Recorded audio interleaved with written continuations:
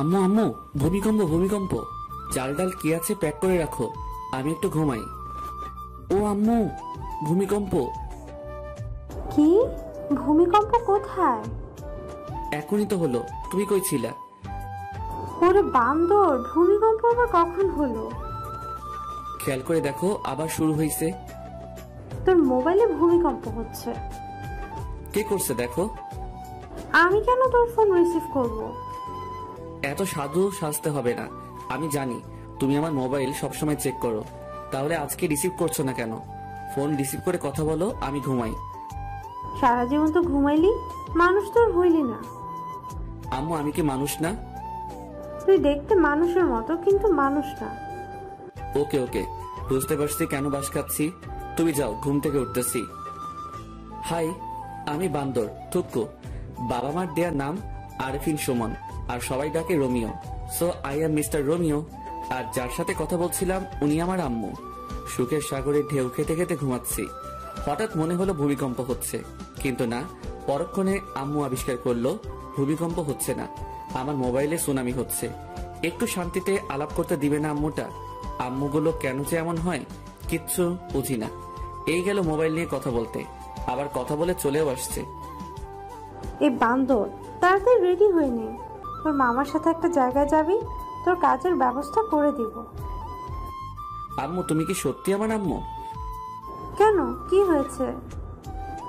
তুমি যদি আমার আম্মু হতে তাহলে বলতে, বাবা উঠে ফ্রেশ হয়ে নে, একটা জায়গায় যেতে হবে, তাড়াতাড়ি করে নাস্তা করে নে। বান্দর পোলা, বকবক না করে তাড়াতাড়ি রেডি হয়ে নে। উঠতেছি উঠতেছি, যাও তুমি। হুম। নাস্তা শেষ করে মিস্টার কাজল মামার সাথে বের হলাম, দেখি না কি হয়। কি কাজের ব্যবস্থা করলে একটু দেখি। 2 ঘন্টা পর একটা বিশাল বড় বাড়ির সামনে এসে দাঁড়ালাম। বাড়ির চারপাশে বাউন্ডারি করা, গোল্ডেন কালারের রং করা চারপাশে। ওই মিস্টার কাজল মামা, এখানে আমাদের কাজ কি? আমাদের না, শুধু তোর। আবার মানে? আমি কি করব এখানে? কাজ করবি। কিসের কাজ করব বলো? যেটা ঠিক করা হয় কথা বলে সেটা করবি। ঠিক করা মানে? আমি আগে থেকে বলে দিচ্ছি, আমি বাড়ির কেয়ারটেকারের কাজ করতে পারবো না বলে দিলাম। যদি রাজি থাকো তাহলে বাড়ির ভিতরে যাব, না হলে বাড়ির ভিতরে ঢুকবো না। তোর পাগল, চল ভেতরে যাই। আগে বলো তুমি রাজি কিনা। চল, আমি রাজি। আহ, কি সুন্দর বাড়ি। এমন যদি একটা শ্বশুর বাড়ি হতো তাহলে ঘর জামাই থাকতে আমি 2 পায়ে রাজি। বাড়ির সামনে দক্ষিণ পাশে সেই একটা বাগান, সব ধরনের ফুল আছে। মনে হয় যত ফুল জন্মায় বাংলার মাটিতে সব ফুলের গাছ এই বাড়িতে। বাড়ির ভিতরটা আরো সুন্দর, বাইরে থেকে অতটা বোঝা যায় না। বাড়িটা মাটির উপরে 2 তলা, মাটির নিচে পুরো 3 তলা। আমাদের বাড়ি থেকে 5 মিনিটের পথ সেখানেও একটা বাড়ি আছে, মাটির নিচে 3 তলা, মাটির উপরে 1 তলা। আরে ও রোমিও, বস তো, আর দেখা লাগবে না। আরে মামু, বাড়িটা তো আগে দেখতে দাও। এত সুন্দর একটা বাড়ি, যদি এমন একটা শ্বশুর বাড়ি হতো। ওই চুপ কর, শ্বশুর বাড়ির চিন্তা করিস না, তাহলে চাকরিটা হবে না। চাকরি না হলে নাই, আমার তাতে কি? আমি তো। কাজল, কেমন আছো? জি ভালো আছি, আপনার খবর কি? এই তো ভালো। সাথে কি তোমার ভাগ্নে নাকি? জি, ওর কথাই বলেছিলাম আপনাকে। তা বাবা, কেমন আছো? জি আলহামদুলিল্লাহ ভালো। আপনি কেমন আছেন? এই তো ভালো। তা কি নিয়ে মামার সাথে কথা বলছিলা? দেখেন না আঙ্কেল, আমি শুধু বলছি এমন একটা যদি শ্বশুরবাড়ি হতো আমার, তাহলে ঘর জামাই থাকতাম। আর মামা বলে শ্বশুরবাড়ি চিন্তা করলে চাকরি হবে না। বলেন তো আঙ্কেল, আমি কি ভুল বললাম? কাজল, ও তো কিছু ভুল বলে নাই। আমার কেউ বোঝে না। কাজের কথায় আসি, কি বলো? আঙ্কেল, আমার একটা কথা আছে। কি কথা? আমি বাড়ির কেয়ারটেকারের কাজ করতে পারবো না। ওই, তুই চুপ করবি? আমি তো চুপ করে আছি। রোমিও, বাবা তুমি কি কি কাজ করতে পারো? যেমন? গাড়ি চালাতে পারো? পারি। বাইক চালাতে? এটা কোনো ব্যাপার? তোমাকে একটা কাজ দিব, করতে পারবে? অবশ্যই পারবো, তবে। আর বলতে হবে না, আমি তোমাকে সে কাজ দিব না। তাহলে রাজি। তোমার কাজ হলো আমার মেয়ের বডিগার্ড হয়ে থাকা, সবসময় ওর পাশে থাকতে হবে, ওর যেন কোনো বিপদ না হয় দেখবা। আপনি চিন্তা করবেন না, আমি সব সামলিয়ে নিতে পারবো। তাহলে বিকেলে চলে এসো, আর আসার সময় কিছু আনতে হবে না, সবকিছুর ব্যবস্থা আমি করে রাখবো। তাহলে এখন আসি আঙ্কেল, ভালো থাকবেন। বিকালে চলে আসবে কিন্তু। আসি। যাক, বাঁচা গেল। শেষ পর্যন্ত বাড়ির কেয়ারটেকার হতে হলো না, বডিগার্ড হলাম একটা মেয়ের। আমাকে বডিগার্ড হিসেবে পছন্দ না করার মতো কিছু নাই। দানবের মতো চেহারা, হ্যান্ডসাম, দেখতে সুন্দর, আর কি চাই বলেন? তবে পড়ালেখায় বাস, কিছু পারি না, তাই তো সব ছেড়ে দিয়ে বসে আছি। যাই হোক, মামার কারণে একটা কাজের ব্যবস্থা হলো। রমিও শুন, কাজটা ঠিক মতো করিস। আরে মামা, চিন্তা করো না, मैं हूं না। হিন্দি মারিস না, যেটা বলবে সেটা করবি। করবো, কিন্তু উনিকে? অনেক বড় ব্যবসায়ী উনি, বেশিরভাগ সময় দেশের বাইরে থাকে, বলতে পারিস সব ব্যবসা দেশের বাইরে। তো এখানে কে কে থাকে? ওনার একমাত্র মেয়ে, ওনার বউ, ওনার ভাই, ভাইয়ের বউ, ছেলে মেয়েরা থাকে। ও চলো বাড়িতে যাই। বিকেলে কি তুমি আসবে আমার সাথে? না। ওকে চলো এবার। দুপুরে খেয়ে দিলাম ঘুম। 5টায় আম্মুর ডাকে ঘুম ভাঙলো। তারপর ফ্রেশ হয়ে 2 ঘন্টা পর আমার কর্মস্থলে পৌঁছালাম। বাড়িতে এসে কলিং বেল বাজাতে দরজা খুলে দিল একটা মহিলা। আসসালামু আলাইকুম আন্টি। ওয়ালাইকুম আসসালাম। তুমি মনে হয় রোমিও? জি আন্টি, আমি রোমিও। এসো বাবা, ভিতরে এসো। তুমি বসো, আমি নাস্তা নিয়ে আসি। আন্টি, নাস্তা লাগবে না। কেন বাবা? এটা তোমার নিজের বাড়ি মনে করে থাকবা। পারবো না। আমার মুখে মুখে কথা বলবা না। আমি তোমার মায়ের মতো, আমি যেটা বলবো সেটা করবা। ঠিক আছে। তুমি বসো, আমি আসছি। এই মা, কলিং বেলটা বাজতেছে। এতক্ষণ বাজলে কি অসুবিধা হতো? আন্টি দরজা খুলতো, এখন আমাকে খুলতে হবে। ধুর। দরজা খুলে দেখি একটা ছেলে দাঁড়িয়ে আছে সামনে। ছেলের চোখে তো কাজল থাকার কথা না। এ মা, কানে দেখছি 2টা পিরামিড বসানো। ও মা, ঠোঁট আবার গোলাপি লিপস্টিক, হাতে মেহেদি, মাথায় কিছু ঢুকছে না। এটা কি মেয়ে নাকি ছেলে সেটাই বুঝতে পারছি না। তাই উপর থেকে নিচে একবার চোখ বুলিয়ে নিয়ে শিওর হলাম এটা একটা শার্ট প্যান্ট পরা রমণী। তাকে চাই। বুঝো ঠেলা, একটা লাগিয়ে দিল ঠাস করে। আজব রমণী। দরজা বন্ধ করে পিছনে ঘুরে দেখি আন্টি হাসছেন। আমিও পড়ে গেলাম লজ্জায়। এখনো যার বডিগার্ড হিসেবে আমাকে নিয়োগ দেওয়া হলো তাকে দেখলাম না, অথচ একটা ঠাস করে খেয়ে ফেলছি। আন্টি, আপনি হাসছেন? আমি এখনো তাহারে দেখতে পেলাম না, যাহার জন্য বডিগার্ডের চাকরি পেলাম। এখন যার হাতে একটা খেয়েছো উনি সে। প্রথম দিনে একটা খেয়ে নিলাম, না জানি পরে কি হবে। ওকে কিন্তু তোমার সামলাতে হবে, পারবে তো? এই রোমিও পারে না এমন কোনো কাজ নাই আন্টি। চলো তোমার রুমটা দেখিয়ে দে। চলেন। আন্টি, একটা কথা বলবো? বলো বাবা।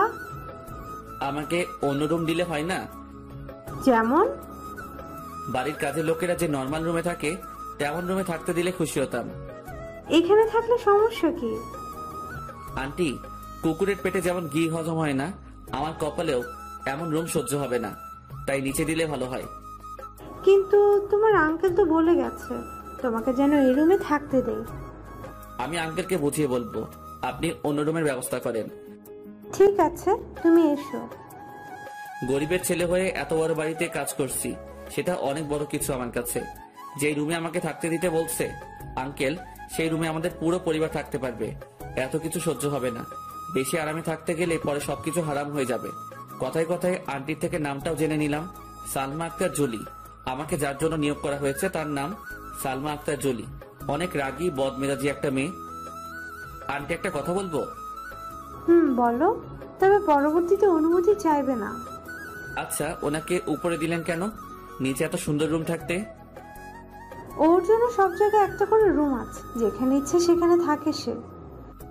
ও। ঘোরাঘুরি করে বাড়িটা দেখতে দেখতে 10টা বেজে গেল। রুমে এসে বিছানায় শরীরটা এলিয়ে দিতেই ঘুম চলে আসলো। সেটা আর বেশিক্ষণ টিকলো না। আন্টি এসে খেতে ডাকলো। খাওয়ার কোনো ইচ্ছা ছিল না। আন্টির জোরাজোরিতে টেবিলে বসতে হলো। সবগুলো অপরিচিত মুখ আমার দিকে তাকিয়ে আছে। আন্টি সবার সাথে পরিচয় করিয়ে দিল। প্রায় 10 মিনিট হলো বসে আছি, এখনো কেউ খাওয়া শুরু করে নাই। সবাই ম্যাডামের জন্য অপেক্ষা করছে, তার আসার নাম নেই। আর এইদিকে এই কানন মেয়েটি আমার দিকে তাকিয়ে আছে, অস্বস্তি লাগছে। এই মাইয়া কি কোনোদিন ছেলে দেখে নাই? হা করে তাকিয়ে আছে। না, আর না, কিছু একটা করতে হবে। এই যে হা করে আছেন কেন? মশা ঢুকবে। হা হা হা, রোমিও ভাই ঠিকই বলেছেন। রোমিও ভাই বলবেন না, ভাইটা বাদ দেন। আচ্ছা ঠিক আছে। আমাকে পচানো হচ্ছে তাই না? এখানে পচানোর কি আছে? যেটা সত্যি সেটা বললাম। কি সত্যি বলছেন? মশা ঢুকবে এটা কি সত্যি না? এখানে কি হচ্ছে? সবাই চুপ। সবাই চুপ করে আছে, কারণ জুলি ম্যাডাম আসছে। কাকে কি বলবে তার কোনো ঠিক নাই, তাই সবাই চুপচাপ বসে আছে। আর ওই মাইয়াটা আমার দিকে তাকিয়ে আছে। মা, এই ছেলেটা এখানে কেন? ও রোমিও, আজ থেকে এখানে থাকবে। তোর জন্য তোর নিয়োগ করা হয়েছে। আমার জন্য মানে? ও কি আমার বডিগার্ড নাকি? হ্যাঁ। আমি তোমাদের অনেকবার বলেছি আমার কোনো বডিগার্ড লাগবে না। ও সবার সাথে এখানে কেন? ও আমাদের সাথে একসাথে খাবে প্রতিদিন। এটা আমার শেষ কথা। এটা যদি তোমার শেষ কথা হয় তাহলে এটাও শুনে রাখো, আমি তোমাদের সাথে বসবো না খেতে। আন্টি বাদ দেন, আমাকে নিয়ে আপনাদের মধ্যে অশান্তি হোক সেটা চাই না। আমার এমনিতে খেতে ইচ্ছে করছে না, আমি বরং রুমে যাই। আপনারা খাওয়া শুরু করেন। দরকার কি আমাকে নিয়ে মা মেয়ের সম্পর্কে ফাটল ধরানোর? তাই উঠে চলে আসলাম। এখন থেকেই বুঝতে পারছি এই মেয়ের বডিগার্ড থাকতে হলে আমাকে অনেক কিছু সহ্য করতে হবে। এসব ভাবতে ভাবতে কখন ঘুমিয়ে পড়েছি মনে নেই। সকাল 6টায় মোবাইলে কাউয়ার ডাকে ঘুম ভাঙলো। মোবাইলে অ্যালার্ম টোন দিছি, কাউয়ার ডাক। হা হা হা হা। উঠে শুরু করলাম দৌড়। দৌড়ানো শেষ করে আস্তে আস্তে অন্য ব্যায়াম শেষ করে 8টায় রুমে ঢুকলাম। রুমে ঢুকে দেখি কানন কি যেন খুঁজতেছে। এই যে কি খোঁজা হচ্ছে শুনি? না, কিচ্ছু না। তাহলে সকাল সকাল আমার রুমে কি? ইচ্ছে করছিল আপনাকে দেখতে। বাইরে থেকে যখন দেখলেন রুমে কেউ নেই, তাহলে ঢুকলেন কেন? এত কৈফিয়ত দিতে পারবো না, ইচ্ছে হলো তাই ঢুকছি। তাছাড়া এত জিম করে কি হবে? এমনি মেয়েরা লাইন ধরে থাকবে। আপনার কথা শেষ হলে আসতে পারেন, আমি চেঞ্জ করব। একটু পরে আবার ডিউটি শুরু হবে। চেঞ্জ করেন, কে বারণ করছে? আপনার সামনে করব নাকি? করলে ক্ষতি কি? বের হতে বলছি, বের হন। না, আমার সামনে চেঞ্জ করতেই হবে। কি বেয়াদব মেয়েরে মাইরি। কি হলো? চেঞ্জ করেন। আন্টি, কাউকে ডাকতে হবে না, যাচ্ছি আমি, পরে আবার আসবো। এই বলে দৌড়ে চলে গেল। দেখলেন তো পাঠকগণ, কি লুইচ্চা বেয়াদব ফাজিল মাইয়া। ফ্রেশ হয়ে নাস্তা করে দাঁড়িয়ে আছি জুলি ম্যাডামকে নিয়ে। ভার্সিটিতে যেতে হবে, অনার্স প্রথম বর্ষে পড়ছে। ওনার সামনে আমি হাঁটছি, বাইরে গাড়ি রেডি করা আছে। গিয়ে দরজা খুলে দিলাম, ভিতরে ঢুকে বসে পড়লো। আমি আল্লাহর নাম নিয়ে গাড়ি চালানো শুরু করলাম। 35 মিনিট পর গাড়ি নিয়ে ভার্সিটির গেটে পৌঁছালাম। ম্যাডাম, গাড়ি কি ভিতরে নিয়ে যাব? তুই জানিস না। ম্যাডাম, আমাকে তো কিছু বলা হয়নি তাই। চুপ, তুই আমাকে কোনো প্রশ্ন করবি না, শুধুমাত্র উত্তর দিবি, না হলে তোরে বিদায় করে দেব। শালার অহংকার, এত অহংকার কি করে জন্ম নিল? সামান্য একটা কথা তো জানতে চাইছি, আর কিছু তো আর না, তার জন্য এমন করতে হবে নাকি? গাড়িটা ভিতরে ঢুকিয়ে একটা ছায়াময় গাছের নিচে রাখলাম। ম্যাডাম নেমে কয়েকটা মেয়ের সাথে ক্লাসে চলে গেল। আমি এখনো ভিতরে বসে আছি, একবারও নামতে হয়নি। কালকে পর্যন্ত ম্যাডামের অন্য একটা বডিগার্ড ছিল, আজ থেকে আমি হলাম। ও কেন চলে গেল জানি না। বসে বসে এসব ভাবছি, তখনই দেখলাম ম্যাডামের সাথে মেয়েগুলো সহ ম্যাডাম আসছে। একটু সামনে আসতে কয়েকটা ছেলে গিয়ে পথ আগলে দাঁড়ালো। ম্যাডামকে দেখছি, ভয় ভয় চোখে চারিদিকে তাকাচ্ছে। তখন মনে হলো, আরে আমাকে তো ওনার জন্য নিয়োগ দেওয়া হলো। তাড়াতাড়ি করে হাতে হকি স্টিকটা নিয়ে গাড়ি থেকে নেমে দিলাম দৌড়। আমাকে দেখা মাত্র ম্যাডাম ভয়ার্ত চেহারা চেঞ্জ হয়ে গেল, আর ছেলেগুলো তো ভার্সিটির গেটের দিকে দৌড় দিছে। ম্যাডাম, আপনি ঠিক আছেন তো? তোরে কি গাড়িতে বসে থাকার জন্য আমার বডিগার্ড করা হয়েছে? Sorry madam. ম্যাডাম ওনার বান্ধবীদের সাথে হাঁটছে। আমি এসে গাড়ির উপরে বসলাম আর ম্যাডামের দিকে লক্ষ্য রাখছি। মেয়েদের থেকে দূরে থাকতে বেশি ভালো লাগে। এখন তো পুরো একটা মেয়ের বডিগার্ড হয়ে গেলাম। তার সাথে সাথে হেঁটে তাকে গার্ড দেওয়ার থেকে এখান থেকে বসে দিচ্ছি। যত মেয়ে ঢুকছে গেট দিয়ে সবাই আমার দিকে তাকিয়ে আছে। আর কয়েকটা মেয়ে যে গাছটার নিচে গাড়ি দাঁড় করানো তার থেকে একটু দূরে বসে কি যেন বলছে আর তাকিয়ে আছে। এই মায়াগুলো কি কখনো ছেলে দেখে নাই? এমন ভাবে তাকিয়ে আছে মনে হচ্ছে কোনো এলিয়েন বসে আছি তাহাদের সামনে। ম্যাডামের অবস্থান দেখে নিলাম একবার। আমার দিকে সিংহের মতো থুক্কু সিংহের মতো তাকিয়ে আছে। বুঝতে পারছি আজকে আমার খবর আছে। বাম পাশে তাকাতে দেখি 4টা চোখ আমার দিকে তাকিয়ে তাকিয়ে সামনে যাচ্ছে। মানে চশমা পরা একটা মেয়ে যাচ্ছে আমার দিকে তাকিয়ে থাকতে থাকতে। ট্যালেন্ট আছে মাইরি, কি সুন্দর করে তাকিয়েছে। হাঁট চাটতে গিয়ে গাছের সাথে ধাক্কা খেলো। সবাই হেসে উঠলো যারা এটা লক্ষ্য করছে। আমার হাসা বারণ, তাই ইচ্ছা থাকা সত্ত্বেও হাসতে পারলাম না। বেচারির জন্য কষ্ট হচ্ছে। সবার সামনে পড়ে গেল, তাও আমাকে দেখতে দেখতে। প্রথম দিন শেষ হলো আরো নানা ধরনের কাহিনীর মাধ্যমে। বাড়িতে এসে ফ্রেশ হয়ে খেয়ে দিলাম একটা ঘুম। 6টায় উঠলাম ঘুম থেকে। আন্টি ডাক দিল ওনাদের সাথে আড্ডা দিতে। কেমন কাটলো প্রথম দিন? আর বলবেন না আন্টি, একটু হাসতে পারি নাই। কেন হাসতে পারেন নাই? বডিগার্ড তো তাই। কাহিনী কি সেটা বলেন। পুরো কাহিনীটা বললাম। সবাই হাসতে হাসতে শেষ। আন্টি আঙ্কেল কোথায়? উনি তো বিকালের ফ্লাইটে চলে গেছে। কেন? আন্টি আমাকে যদি কাজগুলো ভালোভাবে বুঝিয়ে দিতেন তাহলে ভালো হতো। কিছু বলে দিতে হবে না, তুমি সব সময় ওর পাশাপাশি থাকবে। ও যেখানে যাবে সেখানে যাবে। ও বারণ করার পরও তোমাকে তোমার দায়িত্ব পালন করতে হবে। আমার দায়িত্ব আমি যথাযথভাবে পালন করব। আমার মেয়েটার যেন কোনো ক্ষতি না হয়, তবে নিজের দিকেও খেয়াল রেখো। দোয়া করবেন আন্টি। কিছুক্ষণ আড্ডা দিয়ে বাইরে বের হলাম। নতুন এলাকা একটু রাতে ঘুরে দেখতে প্রায় 10টা বাজলো। বাড়িতে এসে কলিং বেল বাজানোর সাথে সাথে দরজা খুলে দিল কানন। কি মশাই, কোথায় ছিলেন? আপনাকে বলবো কেন? রমিও বাবা কি হলো, ভেতরে আসো। জি আন্টি আসছি। ফ্রেশ হয়ে খেতে বসলাম। ম্যাডাম আসছে না। আন্টির কাছে জানতে চাইলে আন্টি বলে ওনার জন্য খাবার পাঠিয়ে দেওয়া হয়েছে।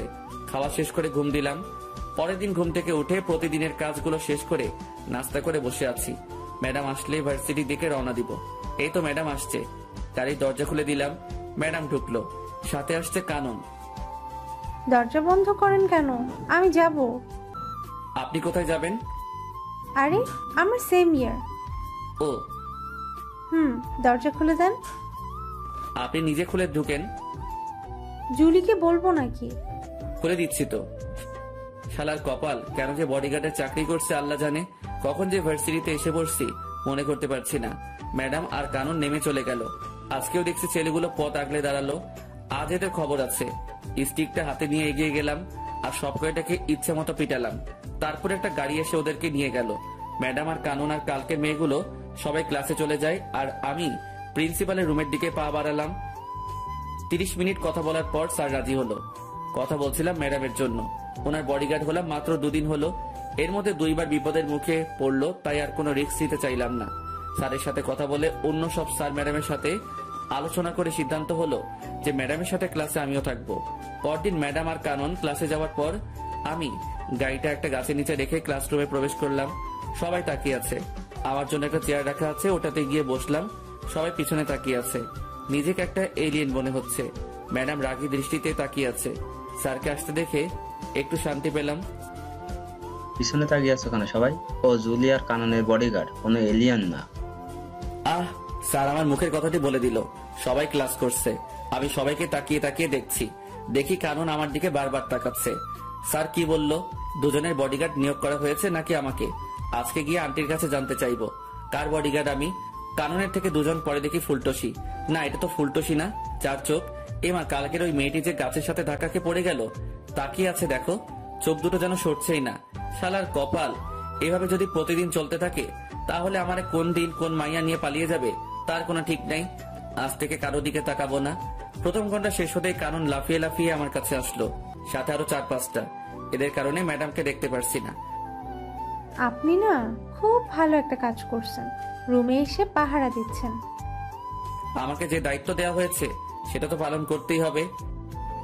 আমার জন্য একটা সুবিধা হলো সবসময় আপনাকে দেখতে পারবো। স্যার, ওর নাম ধরে ডাক দেওয়াতে বুঝতে পারলাম ওর নাম মীরা। ওই, এটা আমার জিনিস, নজর দিবি না। হচ্ছেটা কি? ও আমার।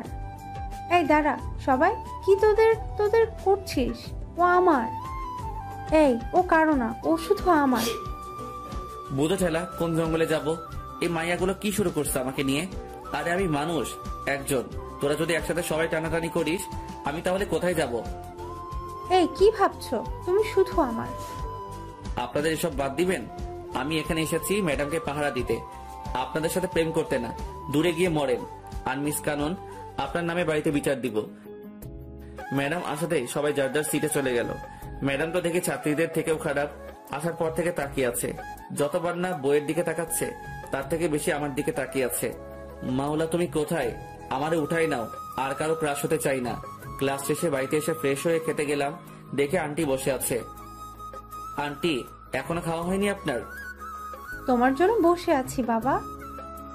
আমার জন্য কেন বসে আছেন? আমি তো এই বাড়ির একজন কর্মচারী। তুমি এই বাড়ির কর্মচারী না, একজন সদস্য। নিজেকে কর্মচারী মনে করবে না। বাদ দেন এসব। এটা বলুন, আমাকে কার বডিগার্ড রাখা হয়েছে? দুজনের। দুজনের মানে? জুলি, কানন, দুজনের জন্যই রাখা হয়েছে। ও আচ্ছা। এক সপ্তাহ অনেক কষ্টে কাটালাম।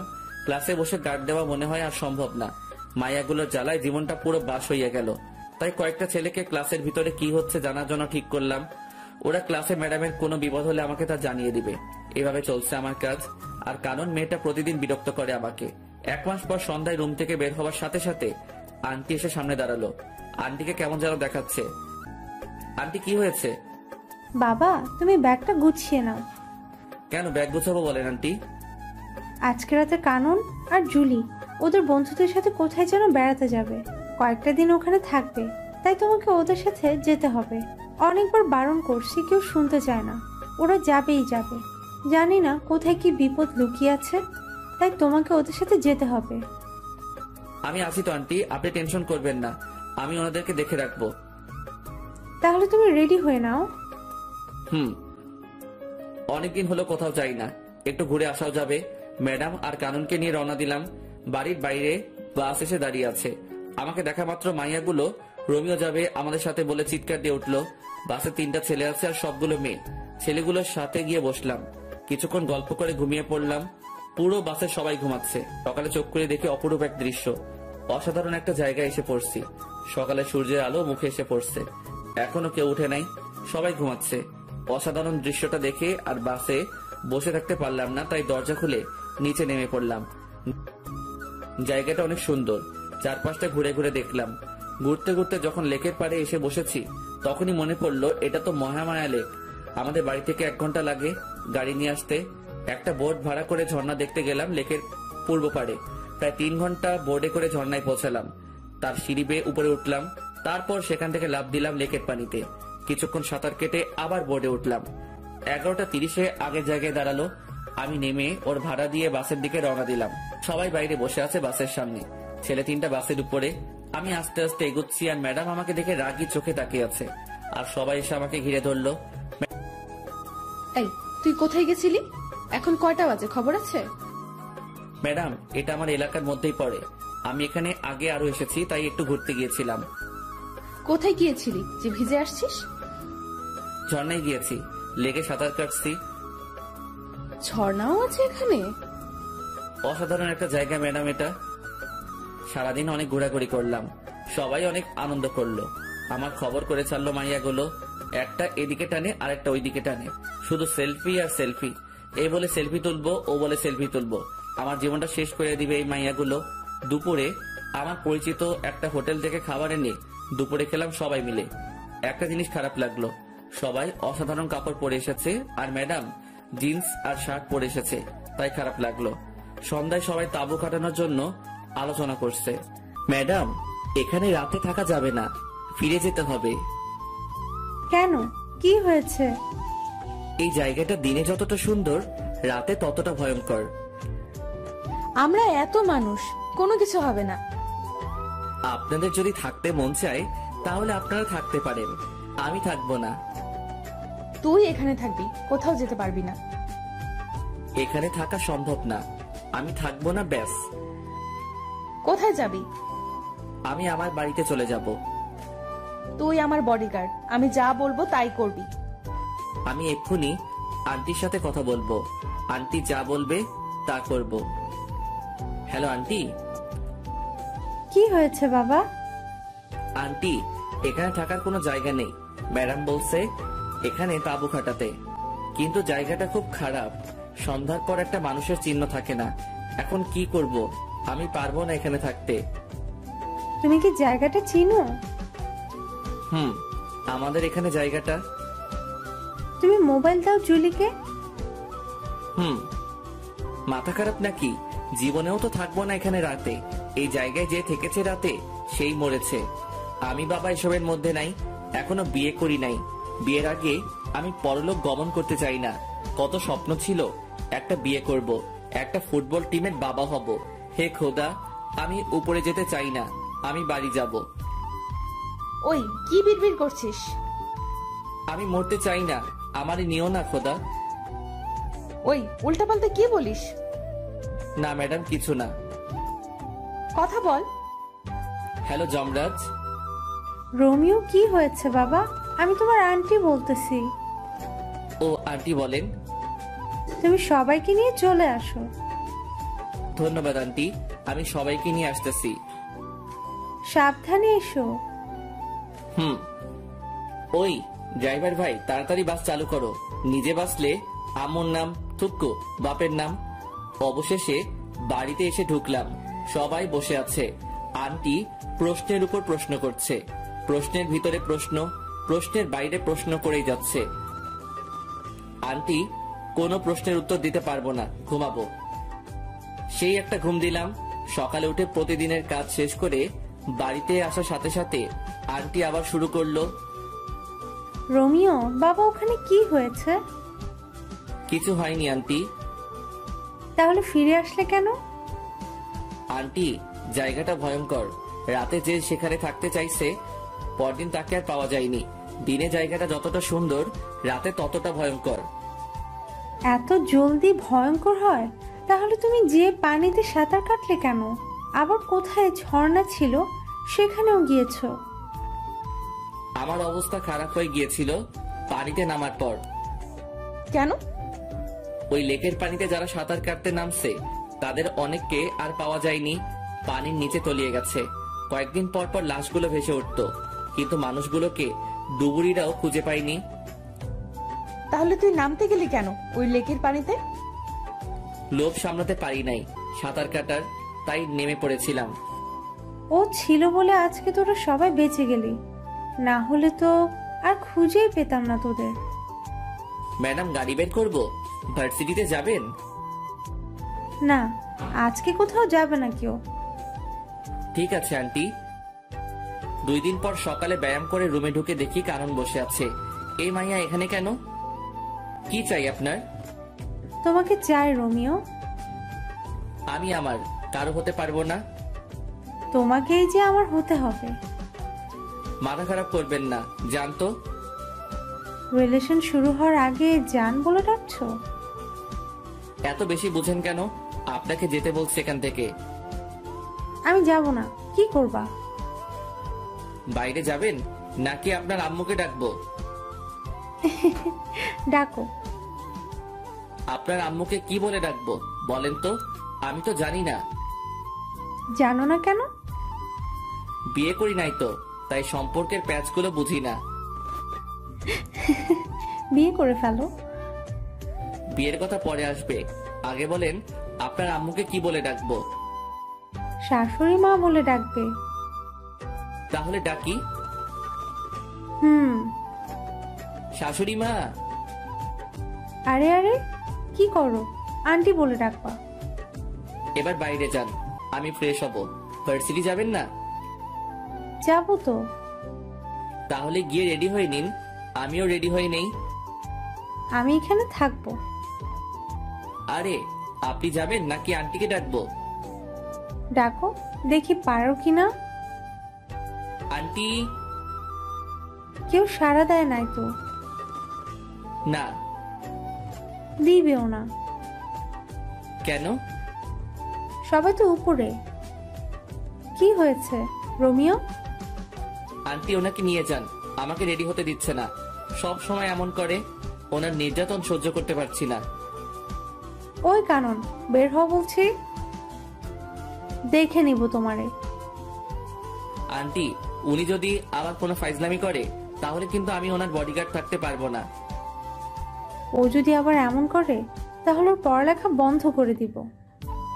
আন্টি এত কিছু করতে হবে না, আমি দেখবো। হুম। নাস্তা শেষ করে গাড়ির দরজা খুলে দিয়ে বসে আছি। ম্যাডাম আর কানন আসলে ভার্সিটির পথে রওনা দিব। প্রায় 10 মিনিট পর আসলো দুজনে। ম্যাডাম পিছনে উঠে বসে পড়লো, আর কানন ফৈন্নিটা আমার সাথে সামনে বসছে। আপনি এখানে কেন? পিছনে যান। যাব না, কি করবা? কি করব মানে? আমার ম্যাডাম বসছে পিছনে, আর আপনার সাহস কি করে হয় আমার সাথে বসার? ওই চুপচাপ গাড়ি চালাও, বেশি কথা বলবা না। আজ থেকে আমি এইখানে বসবো। তাহলে আমি গাড়ি চালাবো না, ড্রাইভার গাড়ি চালাবে, আর আমি আপনি যে সিটে বসছেন ওইটাতে বসবো। তোমার ভাব বেশি, তাই না? এত সুন্দরী একটা মেয়ে পাশে বসলে ছেলেরা হিরো হয়ে যায়, আর তুমি ভাব দেখাচ্ছ। আপনি সুন্দর? কে বলছে? আপনাকে মনে হয় কোনো অন্ধ ব্যক্তি সুন্দর বলছে। এই বান্দর পোলা, কথা ঠিক করে বলো। যাক বাচ্চা গেল। পিছনের সিটে গিয়ে বসছে। পিছনে তাকিয়ে দেখি ম্যাডাম হাসতে হাসতে সিটে শুয়ে পড়ছে। আমি গাড়িটা স্টার্ট করলাম। জানি কানন আমাকে ভালোবাসতে শুরু করছে। যে সম্পর্কের ভবিষ্যৎ নেই, সেই সম্পর্কের কোনো মূল্য নেই আমার কাছে। তাই বাদ সবকিছু। ক্লাসরুমে গিয়ে বসছি আমার সিটে, যেটা আমার জন্য রাখা হয়েছে। ঠিক তখনই গুলু চার চোখটা এসে শুরু করলো। এই, তুমি অন্য মেয়েদের দিকে তাকাও কেন? শুধু আমার দিকে তাকিয়ে থাকবে। জানো, তোমাকে দেখার জন্য প্রতিদিন আমি অপেক্ষা করি। প্রথম যেদিন তোমাকে দেখছি সেদিন তো গাছের সাথে ধাক্কাও খেলাম। জানো, প্রথমে একটু ব্যথা লাগলো, যখন দেখলাম সবাই হাসছে, তুমি হাসছো না, তখন আমার সব ব্যথা কোথায় যেন চলে গেল। এই, হা করে আছো কেন? তারপর কি হলো? তারপর আর কিছু নাই। তুমি শুধু আমার। তোমার জন্য আমি সারা জীবন অপেক্ষা করতে পারবো রোমিও। আমিও অপেক্ষা করতে পারবো, শুধু তুই না। আমি তোমার জন্য মরতেও রাজি রোমিও। শালার কপাল, এই মায়াগুলো আমারে জ্বালিয়ে মারবে দেখছি। দুই একজনের নাম জানি, আর কারো নামটাও জানি না। সবাই প্রপোজ করতেছে, শুধু ম্যাডাম ছাড়া। ওই সবাই দূরে গিয়ে মর। ও আমার বডিগার্ড। বডিগার্ড মানে বুঝিস তো, ও আমার পুরো বডি সুরক্ষিত রাখবে, তাই ও শুধুই আমার। শুরু হলো আমারে নিয়ে টানাটানি। কোথায় যাব আমি? ইয়া মাবুদ, এই মাইয়াগুলোর বিয়ে হয় না কেন? কানা বোবা যে কারোর সাথে ওদের বিয়ে দিয়ে দাও, তবুও আমার মুক্তি দাও খোদা। এই ভাই, আপনাদের ক্লাসের মাইয়াগুলো এত লুইচ্ছা কেন? সবাই একটা ছেলের পিছনে পড়ে আছে, কিছু বলতে পারছেন না আপনারা? আমি চলে যাচ্ছি, আপনারা সামলান এদেরকে। বাপরে বাপ, অসহ্য। ক্লাস থেকে বের হয়ে গাড়িতে বসলাম। এটা সেটা করে সময় কাটিয়ে দিলাম। ক্লাস শেষে বাড়িতে আসলাম। আঙ্কেল এসেছে, যাক একটু বসে কথা বলা যাবে। কেমন আছো রোমিও? জি স্যার, ভালো। স্যার বলবা না, আঙ্কেল বলবা। আমি আপনার এখানে কাজ করি, আপনি আমার স্যার। তুমি আমার ছেলের মতো, তুমি আঙ্কেল বলে ডাকবে। আচ্ছা ঠিক আছে। আপনি কেমন আছেন বলেন? এই তো আলহামদুলিল্লাহ। তোমার সময় কেমন কাটছে? প্যারাময় জীবন কাটাচ্ছি। কিছু বললা? না আঙ্কেল, কিছু বলি নাই। যাও ফ্রেশ হয়ে এসো, একসাথে খাবো। ফ্রেশ হয়ে খেতে গেলাম। সবাই বসে আছে, একটা চেয়ার খালি আছে, তাও ম্যাডামের পাশে। না, ওটাতে বসা যাবে না, এমনিতেই রেগে আছে আমাকে এখানে দেখে। আবার যদি পাশে বসি তাহলে তো খবর আছে। রোমিও দাঁড়িয়ে আছো কেন? বসো। আরে রোমিও ভাই বসো, আমরা সবাই বসে আছি তো। না, আমি এখানে ঠিক আছি। রোমিও বসবে কি করে? জুলি তো একটাই বসছে, আরেকটাতে পা দিয়ে আছে। আন্টি, আমি এখানে ঠিক আছি তো? না, কিছু ঠিক নেই, তুমি এখানে বসবে। জুলি, পা নামিয়ে বসো। আন্টি, আমি এখানে বসবো না। তাছাড়া আমি একজন কর্মচারী, আমাকে মালিকদের সাথে বসে খাওয়া মানায় না। আমি আমার রুমে খাবো। বেশি কথা বলবা না, যেটা বলছি সেটা করো। জুলির পাশে বসো। আর শোনো, তুমি এ বাড়ির কর্মচারী না, আর যেন না শুনি এমন কথা। যাক, পা নামালো। রোমিও, আমি আবার চলে যাব এখন।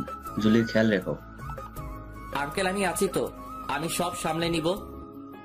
তুমি আসো বলে তো এখন আমি নিশ্চিন্ত। খাওয়া শেষ করা পর্যন্ত রাক্ষসীর মতো তাকিয়েছিল, মনে হচ্ছে আমাকে একা পেলে মশলা না মাখিয়ে খেয়ে ফেলবে। ম্যাডামের তাকানো দেখে বুঝতে পারছি আমার কপালে খারাপই আছে। খেয়ে সোজা বিছানায় দিলাম লম্বা করে ছোট একটা ঘুম। কতক্ষণ ঘুমাইছি জানি না। ঠান্ডা ঠান্ডা লাগছে কেন? ছাদ ফুটো হয়ে গেল নাকি? তাকিয়ে দেখি ম্যাডাম। না ম্যাডাম আমার রুমে কেন আসবে? স্বপ্ন দেখছি না তো? চিমটি কেটে দেখি, না না এটা স্বপ্ন না, সত্যি। রাগী দৃষ্টিতে তাকিয়ে আছে, চোখ দিয়ে আগুনের ফুলকি বের হচ্ছে। হাতে বালতি কেন? তাহলে কি ম্যাডাম পানি ঢেলে দিল আমার গায়ে? কিন্তু কেন এমনটা করলো? আবুলের মতো তাকিয়ে আছিস কেন? কি করব ম্যাডাম? আমি শপিং করতে যাব। তো আমি কি করব? কি করবি মানে? তোরে কেন রাখা হয়েছে জানিস না? সরি ম্যাডাম, আমি ফ্রেশ হয়ে আসছি, 2 মিনিট সময় দেন। 2 মিনিট থেকে 1 সেকেন্ড লেট করলে দেখবি তোরে কি করি। শালার কি কপাল, ঘুমানোর অপরাধেও থাপ্পড় খাচ্ছি। তাড়াতাড়ি করে ফ্রেশ হয়ে এসে রেডি হলাম। রুম থেকে বের হয়ে দেখি ম্যাডাম সোফায় বসে আছে। ম্যাডাম চলুন। 12 সেকেন্ড লেট করে এসেছিস। Sorry madam. 12 সেকেন্ড লেট করে 12টা থাপ্পড় খেতে হলো। হয়তো দুপুরে ওনার পাশে বসে খেয়েছি বলে ভালো শাস্তি দিচ্ছে। কোনোদিন ভুলেও আর টেবিলে বসে খাবো না। 4:30টায় বের হয়েছি আর এখন বাজে 7টা। ম্যাডামের পিছন পিছন হাঁটতেছি, একবার এই দোকানে আরেকবার ওই দোকানে ঢুকতেছে। এখনো একটা কিছুই নিল না। কেউ একজনকে দেখলাম, কে হতে পারে? এই তো আবার দেখলাম লুকিয়ে গেছে ওই দাঁড়িয়ে থাকা পুতুলের পাশে। ওকে ধরতে গিয়ে পিছনে তাকিয়ে দেখি ম্যাডামকে মারতে আসছে। পিছন থেকে ছুরি নিয়ে কোনো মতে দৌড়ে গিয়ে ম্যাডামকে হালকা ধাক্কা দিয়ে সরিয়ে নিলাম। কোপটা আমার ডান হাতে লাগলো। সে অবস্থায় ম্যাডামকে নিয়ে দৌড়াচ্ছি। শপিং মলের অনেক ভিতরে চলে গিয়েছিল, তাই গাড়ির কাছে যেতে সময় লাগছে। বাম হাতে ম্যাডামকে শক্ত করে ধরে রেখে দৌড়াচ্ছি। ম্যাডাম চিৎকার করে উঠছে। তাকিয়ে দেখি ম্যাডামকে ছুরি মেরে দিচ্ছে। টেনে সামনে নিয়ে আসলাম। ছুরিটা আমার বাম হাতে ঢুকে গেছে। সামনে মানুষের ভিড়ে যেতে একটু কষ্ট হচ্ছিল। তখন পিছন থেকে একটা কোপ খেলাম। আর একটু এগিয়ে যাওয়ার পর ম্যাডাম পড়ে গেল। টেনে তুলে দেখি দাঁড়াতে পারছে না, তাই কোলে তুলে নিয়ে দৌড় শুরু করলাম। একটু দৌড়ানোর পর আর পারছি না কোলে তুলে রাখতে, তাই পিঠে নিয়ে দিলাম দৌড়। কোনো মতে গাড়ির দরজা খুলে ম্যাডামকে ঢুকিয়ে দিলাম। তখন খেয়াল করলাম ম্যাডামের দিকে। ম্যাডাম আজকে কালো জিন্সের সাথে সাদা একটা শার্ট পরছিল। শার্টটা পুরো লাল হয়ে গেছে রক্তে। তাহলে কি আমি ম্যাডামকে রক্ষা করতে পারলাম না? গাড়ির দরজা লাগিয়ে দিয়ে গাড়ি চালাচ্ছি। গাড়িটা চালাতে খুব কষ্ট হচ্ছে, হাতে ব্যথা করছে, রক্ত ঝরে সবকিছু লাল হয়ে যাচ্ছে। অবশেষে বাড়িতে ঢুকলাম, গাড়ি দাঁড় করিয়ে দরজা খুলে দিলাম ম্যাডামকে। ম্যাডাম নেমে আসতে পারছে না, কোলে নিয়ে নিলাম ম্যাডামকে। তারপর দরজার সামনে গিয়ে কলিং বেল চাপ দিলাম। আন্টি দরজা খুলে আমাদের দুজনের গায়ে রক্ত দেখে কেঁদে দিছে। আন্টির কান্না শুনে কানন, হাসিব, আন্টি ও বাড়ির অন্য কর্মচারীরা ছুটে এসেছে। ম্যাডামকে সোফায় বসিয়ে দিলাম। আন্টি শুধু প্রশ্ন করেই যাচ্ছে, কি হয়েছে, কে করেছে ইত্যাদি আরো। আমার কোনো খবর নেই। আমি ম্যাডামের দিকে তাকিয়ে আছি। একটা কথা শুধু মাথায় ঘুরছে, তখন আমি কিসের বডিগার্ড হলাম? আমি আমার ম্যাডামকে রক্ষা করতে পারি নাই। আমি কি করছি এটা? হঠাৎ করে আমি নিচে পড়ে যাই, আর কোনো কিছু মনে নাই আমার। কখন জ্ঞান ফিরলো জানি না। জ্ঞান ফেরার পর দেখি সবাই আমার দিকে তাকিয়ে আছে। আমি হাত দুইটা নাড়াতে পারছি না একটুও। এই তো জ্ঞান ফিরেছে, আমাকে এবার যেতে হবে, রাত তো অনেক হয়েছে। আন্টি ম্যাডাম কোথায়? উনি ঠিক আছে তো? তুমি এখন একটা কথাও বলবা না, আগে সুস্থ হও। আর তোমার ম্যাডামের কিছু হয়নি, ও ঠিক আছে। রোমিও কি হয়েছিল? তুই যা তো, ও কি এখন কথা বলার মতো অবস্থায় আছে? কানন যা তো, ওর জন্য স্যুপ নিয়ে আয়। যাচ্ছি। আন্টি আম্মু আব্বু কি কিছু জানে? না, এখনো জানাইনি। তোমার আঙ্কেলকেও জানাইনি। তুমি বললে জানাবো। না, জানানোর দরকার নাই।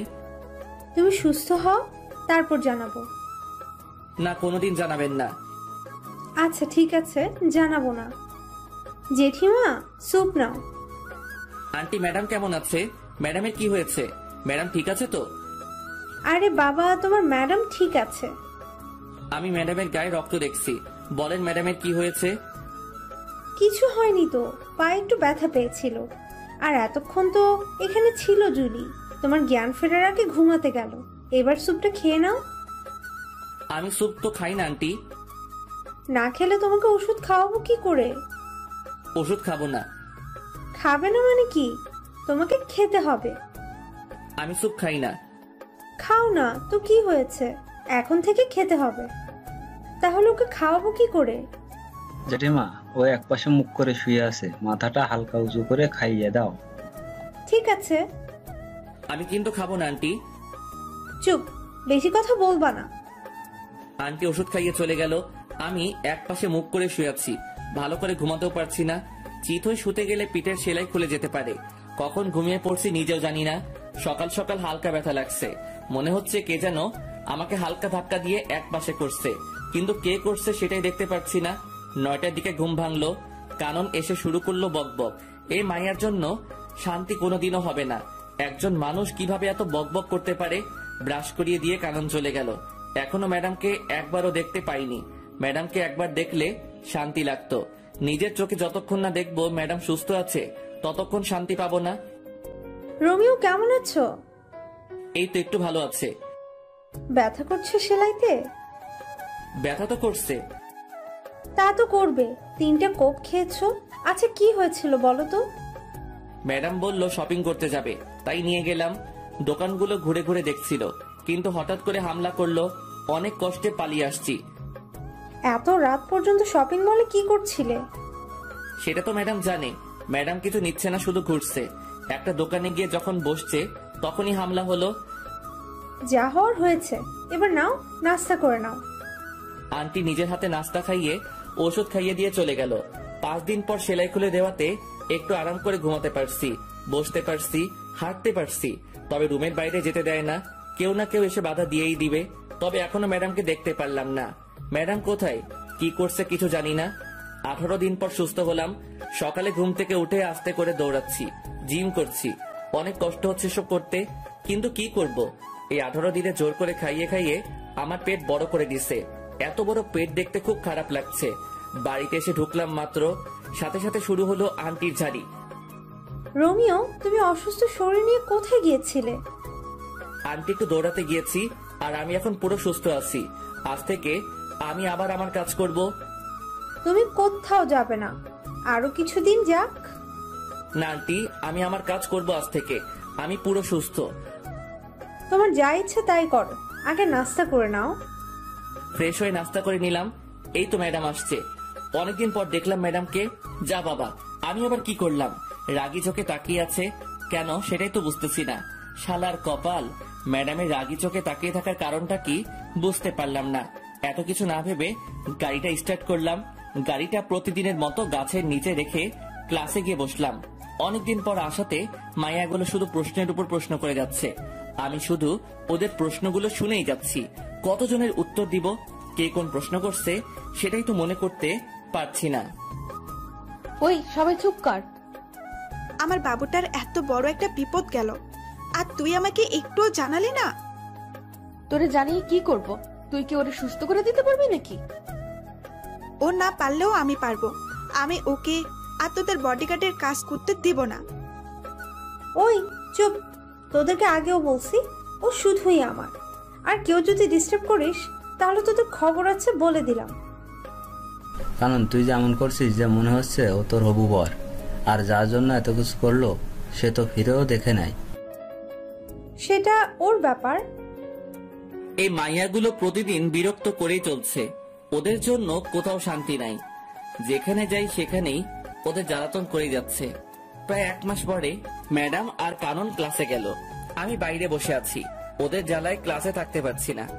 একদিন ক্লাসে থাকলে একদিন বাইরে থাকতে হয়। গাড়িতে বসেছিলাম, কেন যেন গাড়ি থেকে মাথা বের করে পিছনে তাকালাম। তখনই দেখলাম 2 মাস আগে যে ছেলেদের মারছি ওরা আসছে। ওদের সাথে আরো অনেকে আসছে। গাড়িটা জোরে চালিয়ে সিঁড়ির সামনে নিয়ে গেলাম। দরজা খুলে রেখে তাড়াতাড়ি দৌড়ে একতলায় ম্যাডামদের রুমে গেলাম। সবাই আমাকে দেখে তাকিয়ে আছে। দৌড়ে আসাতে হাঁপাচ্ছি তাই। কি হয়েছে রোমিও, এমন করছো কেন? তাড়াতাড়ি চলেন। আরে কোথাও যাব সেটা তো বলবে। এত সময় হাতে নেই। ম্যাডাম আর কারণের হাত ধরে দৌড় দিলাম। ওদেরকে উপরে আসতে দেখে অন্যদিকে গিয়ে অন্য সিঁড়ি দিয়ে নেমে পড়লাম। তারপর গাড়িটা চালানো শুরু করলাম। ওরাও গাড়ি নিয়ে তাড়া করলো, কিন্তু ধরতে পারে নাই। তাই এবার আর কোনো বিপদ হলো না। ওরার উপর কেন এত হামলা হচ্ছে সেটাই বুঝতে পারছি না। কি চাই ওরা, কিছুই তো বুঝলাম না। বাড়িতে এসে দেখি আঙ্কেল এসেছে। আসসালামু আলাইকুম আঙ্কেল। ওয়ালাইকুম আসসালাম। বাবা কেমন আছো? এই তো আঙ্কেল, আপনাদের দোয়ায় ভালো আছি। আপনি কেমন আছেন? আমিও ভালো আছি। তা তোমার কাজ কাম কেমন চলছে? জি ভালো। ভালোভাবে করো আর নিজের খেয়াল রেখো। আঙ্কেল একটা কথা বলার ছিল। কি বলবা বলো। না আঙ্কেল কিছু না। কে হামলা করে ম্যাডামের উপর সেটা জানতে চাইছিলাম। এটা জানতে চেয়ে যদি পরে কিছুদিন আগে ঘটে যাওয়া বিষয়টা যদি সামনে চলে আসে, থাক বাবা, কেঁচো খুঁজতে গিয়ে সাপ বের করার কোনো ইচ্ছে নেই। রোমিও কি ভাবছো? কিছু না আঙ্কেল। তোমার দুই হাতে কাটার দাগ কেন? আগে তো কোনোদিন দেখি নাই। আঙ্কেল তেমন কিছু না, পড়ে গিয়ে কেটে গেছে। তুমি কি আমাকে বোকা পাইছো? আমি দেখেছি অনেকটা কেটেছে। এটা পড়ে গিয়ে হয়নি। কি হয়েছে বলো তো। আঙ্কেল কিছু না, ফ্রেশ হয়ে আসি আমি। সত্যি করে বলো কি হয়েছে। আমি বলছি কি হয়েছে। Aunty please. রোমিও চুপ করো, আমাকে আজকে বলতে হবে। আন্টি। কোনো কথা বলবা না রোমিও, আমাকে বলতে দাও। আর আজকেও যে হামলা করতে চেয়েছিল রোমিওর জন্য পারে নাই, ও দুজনকে নিয়ে পালিয়ে আসছে। আন্টি সবটাই যখন বলে দিলেন তাহলে এটা বলেন এসবের পিছনে কে আছে। বাবা, আমাদের চারিদিকে অনেক শত্রু, ওরা এসব করেছে। আঙ্কেল আমি ফ্রেশ হয়ে আসি। যাও, আমি অপেক্ষা করছি। আঙ্কেল আপনারা খেয়ে নিন, আমি খাবো না। কেন বাবা? আমার খেতে ইচ্ছে করছে না, আমি ঘুমাবো একটু। আপনারা খেয়ে নিন। কি আর করা, তবে রাতে একসাথে খাবো। সেটা তখন দেখা যাবে। রুমে এসে ফ্রেশ হয়ে দিলাম সেই একটা ঘুম। 6টার সময় ঘুম থেকে উঠে ফ্রেশ হয়ে একটু ঘোরাঘুরি করে বাসায় আসলাম। রোমিও এখানে এসো, একটু আড্ডা দিব। আঙ্কেল আমি এখানে ঠিক আছি তো। আরে এসো তো। বসো, একটা কথা বলছি শোনো। আমি জুলির বিয়ে দিয়ে দেবো। আঙ্কেল এটা কি বলেন? ম্যাডামের তো এখনো পড়ালেখা শেষ হয়নি, এখন বিয়ে দিয়ে দিলে ওনার ক্যারিয়ারের কি হবে? ক্যারিয়ার পরে, আগে আমি আমার মেয়ের জন্য সুরক্ষা চাই। আমি আমার এক বন্ধুর ছেলের সাথে ওর বিয়ে ঠিক করেছি। ও আমেরিকাতে থাকে। বিয়ের পর জুলিকে নিয়ে যাবে আমেরিকায়। ওখানে আমার মেয়ে সুরক্ষিত থাকবে। ওরা কি জুলিকে বিয়ের পরে পড়াবে? সেটা ওদের ব্যাপার। আমি এই মাসের মধ্যেই বিয়ে দিয়ে দেবো জুলির। তুমি যা ভালো বুঝবে তাই করো। যাক বাবা, আমাকে আর বডিগার্ডের চাকরি করতে হবে না। ম্যাডামের বিয়ে হয়ে গেলে বাড়িতে গিয়ে নাকে তেল দিয়ে ঘুমাবো। রোমিও আসবো? এসে তো পড়েছেন, আবার আসবো বলার দরকার কি? আমাদের তো লাইন পরিষ্কার হয়ে গেল। কিসের লাইন? জুলির পরে তো আমার সিরিয়াল, তাই বলছি আমাদের লাইন পরিষ্কার হয়ে গেল। ম্যাডামের পরে আপনার সিরিয়াল ঠিক আছে, তাতে আমাদের লাইন পরিষ্কার হবে কেন? আমাদের লাইন পরিষ্কার হবে না কেন? আমি তো তোমাকে ছাড়া অন্য কাউকে বিয়ে করব না। কি? শোনো নাই, আবার বলছি, আমি তোমাকে বিয়ে করব। জীবনেও না। কেন করব না? আমার কোন দিক দিয়ে কমতি আছে?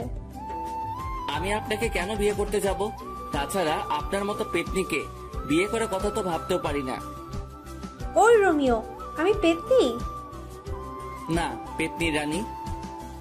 তোরে আমি দেখে নিব রোমিও। ভাগেন তো। দাঁড়া, তোর খবর আছে। এটার খবর? কোন চ্যানেল? সংবাদ পড়বে কে? রিপোর্টার কে? ক্যামেরাম্যান কে? বিরক্তিকর ছেলে একটা। রাগে হন হন করে চলে গেল কানন। একটু লজ্জাও নাই মাইয়ার, এসে বিয়ের প্রস্তাব দিচ্ছে। আমি জীবনেও তো এই মাইয়ারে বিয়ে করব না। আমি গরিবের সন্তান, গরিবের কোনো মেয়েকে বিয়ে করব সেটাই ভালো আমার জন্য। আমি বাবা এসব বড় লোকের মেয়ের পিছনে নেই, এমনিতে বিন্দাস আছি। রাতে আঙ্কেল এসে ডেকে গেল খেতে, ইচ্ছে না থাকা সত্ত্বেও যেতে হলো। গিয়ে দেখি সবাই আমার জন্য বসে আছে, ম্যাডামকেও দেখতেছি।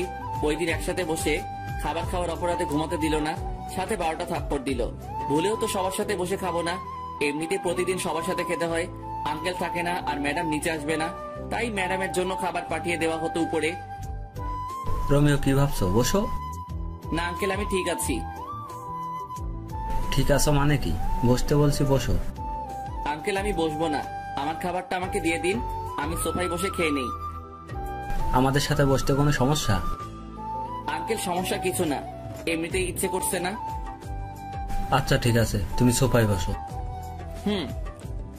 একটু পরে রোমিও, জুলির বিয়ের সবকিছুর দায়িত্ব কিন্তু তোমার। আঙ্কেল আমার মনে হয় না আমি পারবো কিছু করতে, আমাকে ছেড়ে দিন। রোমিও, তুমি পারবে। আমাদের বিশ্বাস তুমি সবটা সামলে নিতে পারবে। আমার কিন্তু তা মনে হয় না আন্টি, আমাকে মাফ করবেন। কোনো কথা শুনতে চায় না, তোমাকে সবকিছু করতে হবে। যদি কোনো কিছু ভুল হয় তখন কিন্তু আমি দায়ী না। ঠিক আছে। তাহলে দায়িত্ব নিয়ে নিলাম, তবে একটা শর্ত আছে। আবার কি শর্ত? ম্যাডামের বিয়ের পর কিন্তু আমি চলে যাব। ম্যাডামের বিয়ে হয়ে গেলে তো আমার আর কোনো কাজ নেই এখানে। সেটা তখন দেখা যাবে। কিন্তু বিয়েটা কবে আঙ্কেল? সোমবার। হাতে মাত্র সময় 2 দিন। 2 দিনে এত কিছু করব কি করে? তোমার যেভাবে ইচ্ছা সেভাবে করবে। যত টাকা লাগবে আমি দেব, তুমি শুধু আয়োজন করো। চেষ্টা করব। কথা বলতে বলতে খাওয়া শেষ করে ম্যাডামের দিকে তাকিয়ে দেখি চোখ দুটি বড় বড় করে তাকিয়ে আছে। হাতের কাছে পেলে আমাকে মনে হয় কাঁচা খেয়ে ফেলবে। কি মেয়ে রে বাবা, বিয়ে কি আমি ঠিক করছি নাকি? আমি কি বলছি আঙ্কেলকে যে ম্যাডামকে বিয়ে দিয়ে দিতে? এসব তো ম্যাডামের বাবা মানে আঙ্কেল করছে ম্যাডামের জন্য। তাহলে উনি কেন এমন সিংহীর মতো তাকিয়ে আছে? বিয়ে করার ইচ্ছা না থাকলে বলে দিতে পারছে না? ওইদিকে তাকিয়ে দেখি কানন চোখ দাঁত কেলাচ্ছে। এই মাইয়ার কোনো কিছুই মাথায় ঢুকে না, বড়ই আজীব এক জন্তু। যতটুকু পেরেছি ততটুকু করছি, এর বাইরে কিছু করা সম্ভব না। এত কম সময়ের মধ্যে যে এত কিছু করতে পেরেছি সেটাই বা কম কিসের? যাক, আর বডিগার্ডের কাজ করতে হবে না।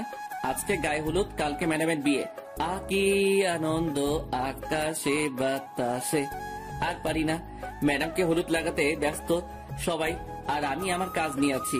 কিছুক্ষণ পর কানন সহ একদল রমণী আমার দিকে সারের মতো তেড়ে আসছে। প্রথমে মনে হলো এমনি হলুদ ছোঁয়াছুঁই করার জন্য দৌড়াচ্ছে। পরক্ষণে খেয়াল করে দেখলাম রমণীদের নজর খারাপ, সবার নজর আমার উপর। তার মানে ওরা আমাকে হলুদ লাগাতে আসছে। দৌড়া রোমিও দৌড়া। দৌড়াতে দৌড়াতে গিয়ে খাটের নিচে লুকালাম, তবু বাঁচতে পারলাম না। আন্টি আমাকে লুকাতে দেখে গিয়েছে। কানন জানতে চাওয়ার সাথে সাথে বলে দিছে। হলুদের অনুষ্ঠান শেষ হয়ে যাওয়ার পর গিয়ে শুয়ে পড়লাম। আজকে থেকে কালকে কাজের চাপটা একটু বেশি, একটু না অনেক বেশি থাকবে। ঘুম থেকে উঠে ফ্রেশ হয়ে নাস্তা করে কাজের তদারকি শুরু করতে হলো। এদিকে কাজের তদারকি করছি, আবার ম্যাডামের বডিগার্ডের কাজও করছি। বলা যায় না কখন কে অ্যাটাক করতে পারে। দেখতে দেখতে 2টা বাজলো। বর আসার কোনো খবরই নেই। আঙ্কেল ফোন দিয়ে যাচ্ছে 2টার পর থেকে, কিন্তু কেউ ফোন তুলছে না। অবশেষে বিকাল 4টায় ফোন তুলে জানায় যার সাথে বিয়ে হওয়ার কথা সে 2 বছর আগে বিয়ে করে ফেলছে। আঙ্কেল অনেকক্ষণ কি নিয়ে যেন ভাবলো। প্রায় 15 মিনিট পর এসে আমাকে ডেকে রুমে নিয়ে গেল। রোমিও, তুমি বাবা আমার মেয়েটাকে বিয়ে করো। কিভাবে সম্ভব আঙ্কেল? তুমি চাইলে সম্ভব। আঙ্কেল আমি আপনার সব কথা মানতে পারবো, কিন্তু বিয়েটা করতে পারবো না। কিন্তু কেন? আঙ্কেল আমি এখন ম্যাডামকে বিয়ে করলে খাওয়াবো কি, রাখবো কোথায়? তাছাড়া আমি গরিবের সন্তান। আমার সাথে যদি ম্যাডামের বিয়ে দেওয়া হয় তাহলে আপনার মান সম্মান কোথায় গিয়ে দাঁড়াবে আপনি ভেবে দেখুন। আমি তো আমার মেয়ের ভালো চাই। ও তোমার কাছে থাকলে ভালো থাকবে, সুরক্ষিত থাকবে।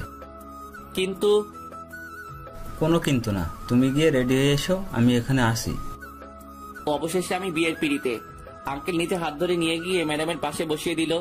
আমি জানি আমাকে বিয়ের পোশাকে দেখে অনেক মেয়ের কষ্ট হচ্ছে, কিন্তু আমার তো কিছু করার নেই। আব্বু আম্মুকে দেখলাম অনেক খুশি। আঙ্কেল অনেকক্ষণ কথা বললো দুজনের সাথে, কি বলছে কে জানে। ম্যাডামের পাশে বসার পর প্রথমে চোখ পড়লো কাননের দিকে। মেয়েটির চোখ দিয়ে পানি পড়ছে। আমি জানি যে ও আমাকে সত্যি অনেক ভালোবাসে, কিন্তু কি থেকে কি হয়ে গেল।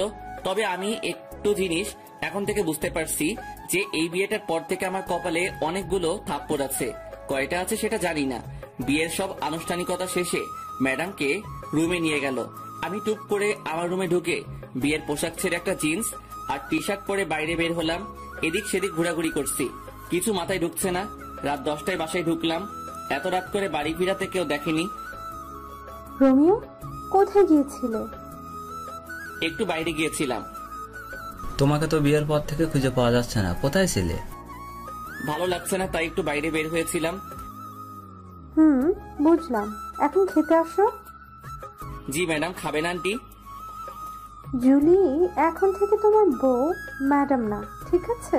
আর আমরা দুজনকে তুমি মা বাবা বলে ডাকবে। আগে ম্যাডাম আমাকে মেনে নিক, তারপর ভেবে দেখবো।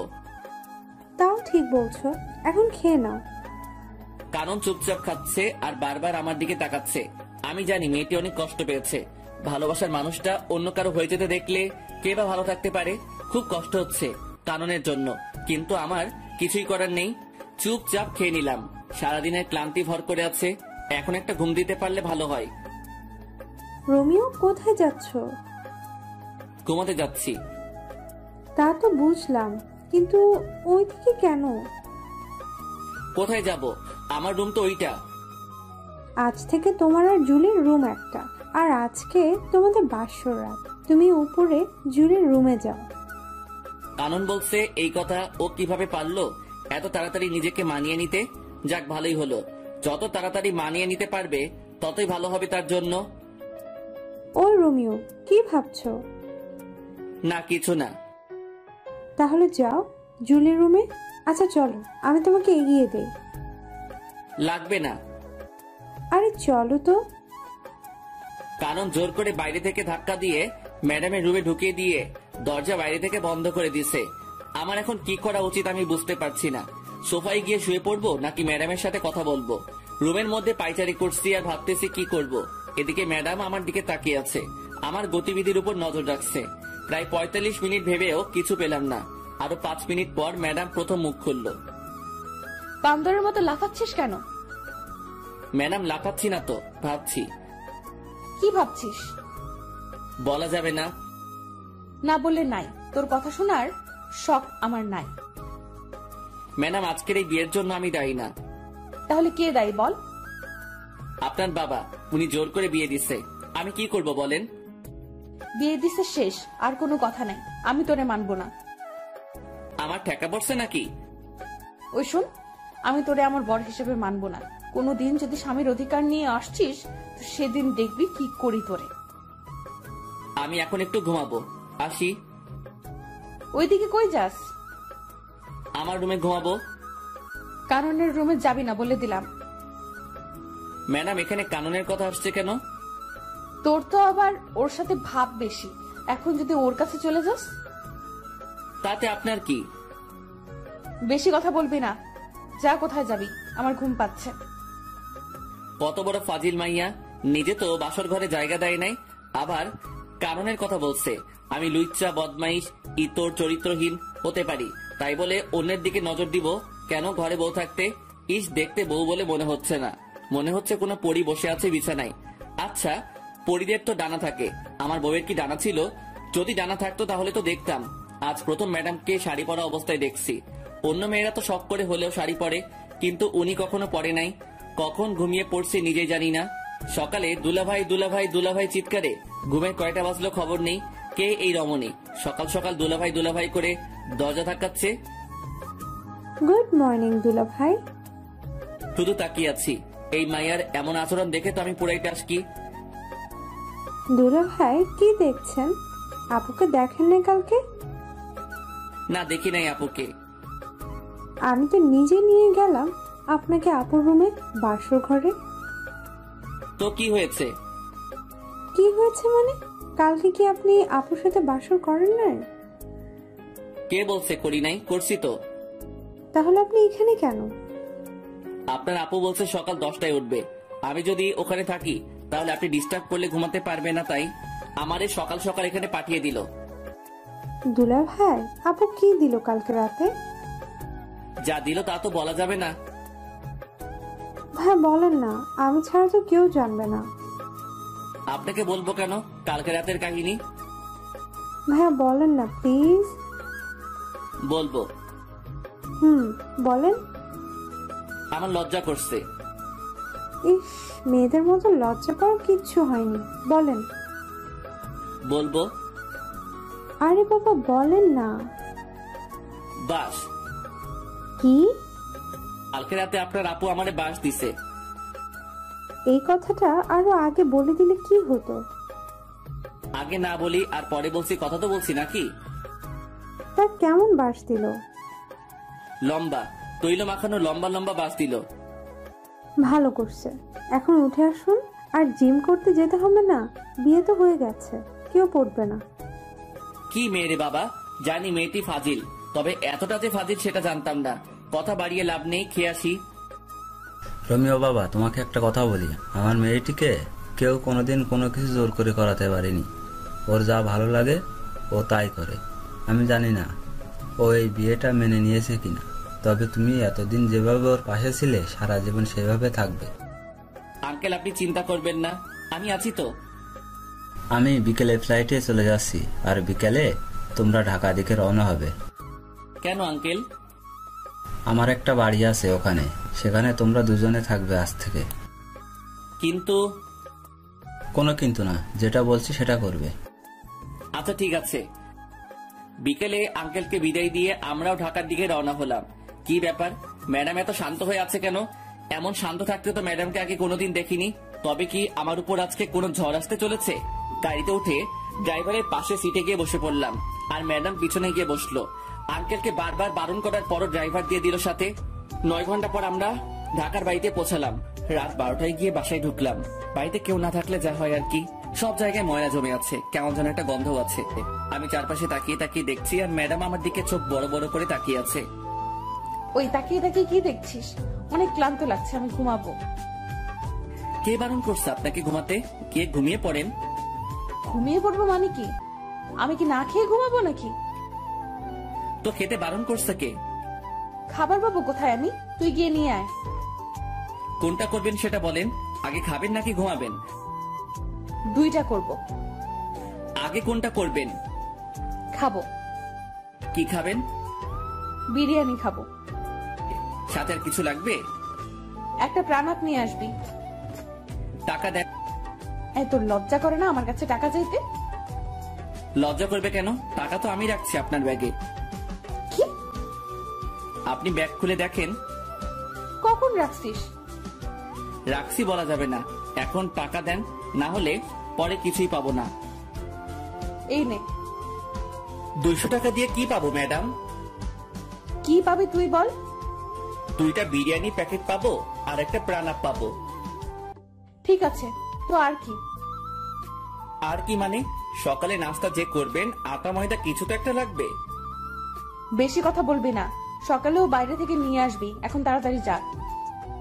যাচ্ছি। এই দাঁড়া। আবার কি? আমি কি দাঁড়িয়ে থাকবো? বস থেকে বাধা দিল আপনাকে? আমি কি এই ময়লায় বসবো নাকি? পরিষ্কার করে দিয়ে তারপর যাবি। পারবো না। আপনি ঘুমাবেন, আপনি করেন। মাথা গরম করাবি না বলে দিলাম। মাথা গরম হলে তো ভালো। কেন? চায়ের জন্য পানি গরম করব। তোরে খাইছি, দাঁড়া। কে শুনে কার কথা? মায়ের খেতে না চাইলে দৌড়া রোমিও। খাবার নিয়ে বের হয়ে ল্যাম্প পোস্টের আলোয় চুপচাপ হাঁটছি আর ভাবছি, কি দেখে কি হয়ে গেল। ছিলাম বডিগার্ড, আর এখন বড় হয়ে গেলাম। তাও আবার যে সে বড় না, বডিগার্ড থেকে বড়। বডিগার্ড বড় হয়ে গেলাম। কি কপাল আমার! কয়জনের ভাগ্যে এমনটা হয়?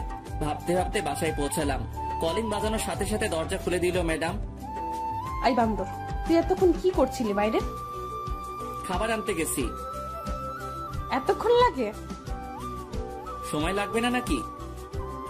তাই বলে এতক্ষণ লেট করবি? আমি সেই কখন থেকে বসে আছি তোর জন্য। সূর্য কোন দিকে উঠলো? রাতের আকাশে তুই সূর্য দেখছিস কোথায়? সেটা পরের কথা। আগে বলেন আমার জন্য অপেক্ষা করার কারণ কি? খিদে লাগছে। কখন খাবার নিয়ে আসবি তাই। ও, এই নিন আপনার বিরিয়ানি। বসবো কোথায়? ও আল্লাহ, আমার উঠাই নাও না কেন? কোথায় বসবো সেটাও নাকি আমি ঠিক করে দিব? ওই চুপ। সব জায়গায় তো ময়লা জমে আছে, কোথায় বসবো? তুই সোফাটা পরিষ্কার করে দে, আমি সোফায় ঘুমাবো। শখ কত, আমি ঘুমাবো ফ্লোরে। আপনি যে কোনো একটা রুম পরিষ্কার করে ঘুমাবেন। ওই, আমি তোর ম্যাডাম, আমি যা বলবো তুই তাই করবি। কোন উপন্যাসে লেখা আছে? তোর জন্য উপন্যাস খুঁজতে পারবো না, যেটা বলছি সেটা কর। ঠিক আছে ম্যাডাম, আপনি খেয়ে নিন। এই মায়ের উপর ঠাড়া পড়ুক, সোফায় রাত কাটিয়ে দিব ভাবছি, আজকে কিন্তু সেটা স্বপ্নই থেকে গেল। এই মায়ের জন্য তা হলো না। এটা সেটা করতে করতে রাত 2টা বাজলো। কি দৌ লাগছে হেব্বি, খুব ঘুমো পাচ্ছে। ম্যাডামকে শুয়ে পড়ছে, এটা কি সেই বদরাগী মেয়েটি?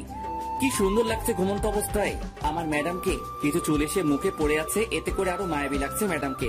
একটু ছুঁয়ে দিতে ইচ্ছে করছে ম্যাডামকে। আচ্ছা ম্যাডাম তো এখন আমার বউ, ছুঁয়ে দেখবো কি একটু? যদি একটা থাপ্পড় দেয় তখন কি হবে? না বাবা দরকার নেই, ছুঁয়ে দেখার পরে কোনোদিন যদি আমায় মেনে নেয় তারপর না হয় ছুঁয়ে দেখা যাবে। খেয়ে শুয়ে পড়লাম ফ্লোরে, সেই একটা ঘুম হলো। কিন্তু সকালে শান্তিতে ঘুমাতে পারলাম না, 2টায় ঘুমাইছি। সেখানে সারাদিনের ক্লান্তি কাটিয়ে ঘুম থেকে উঠতে উঠতে 10টা না হোক 8টা তো বাজতে হবে। কিন্তু না, সেটা আর হলো না।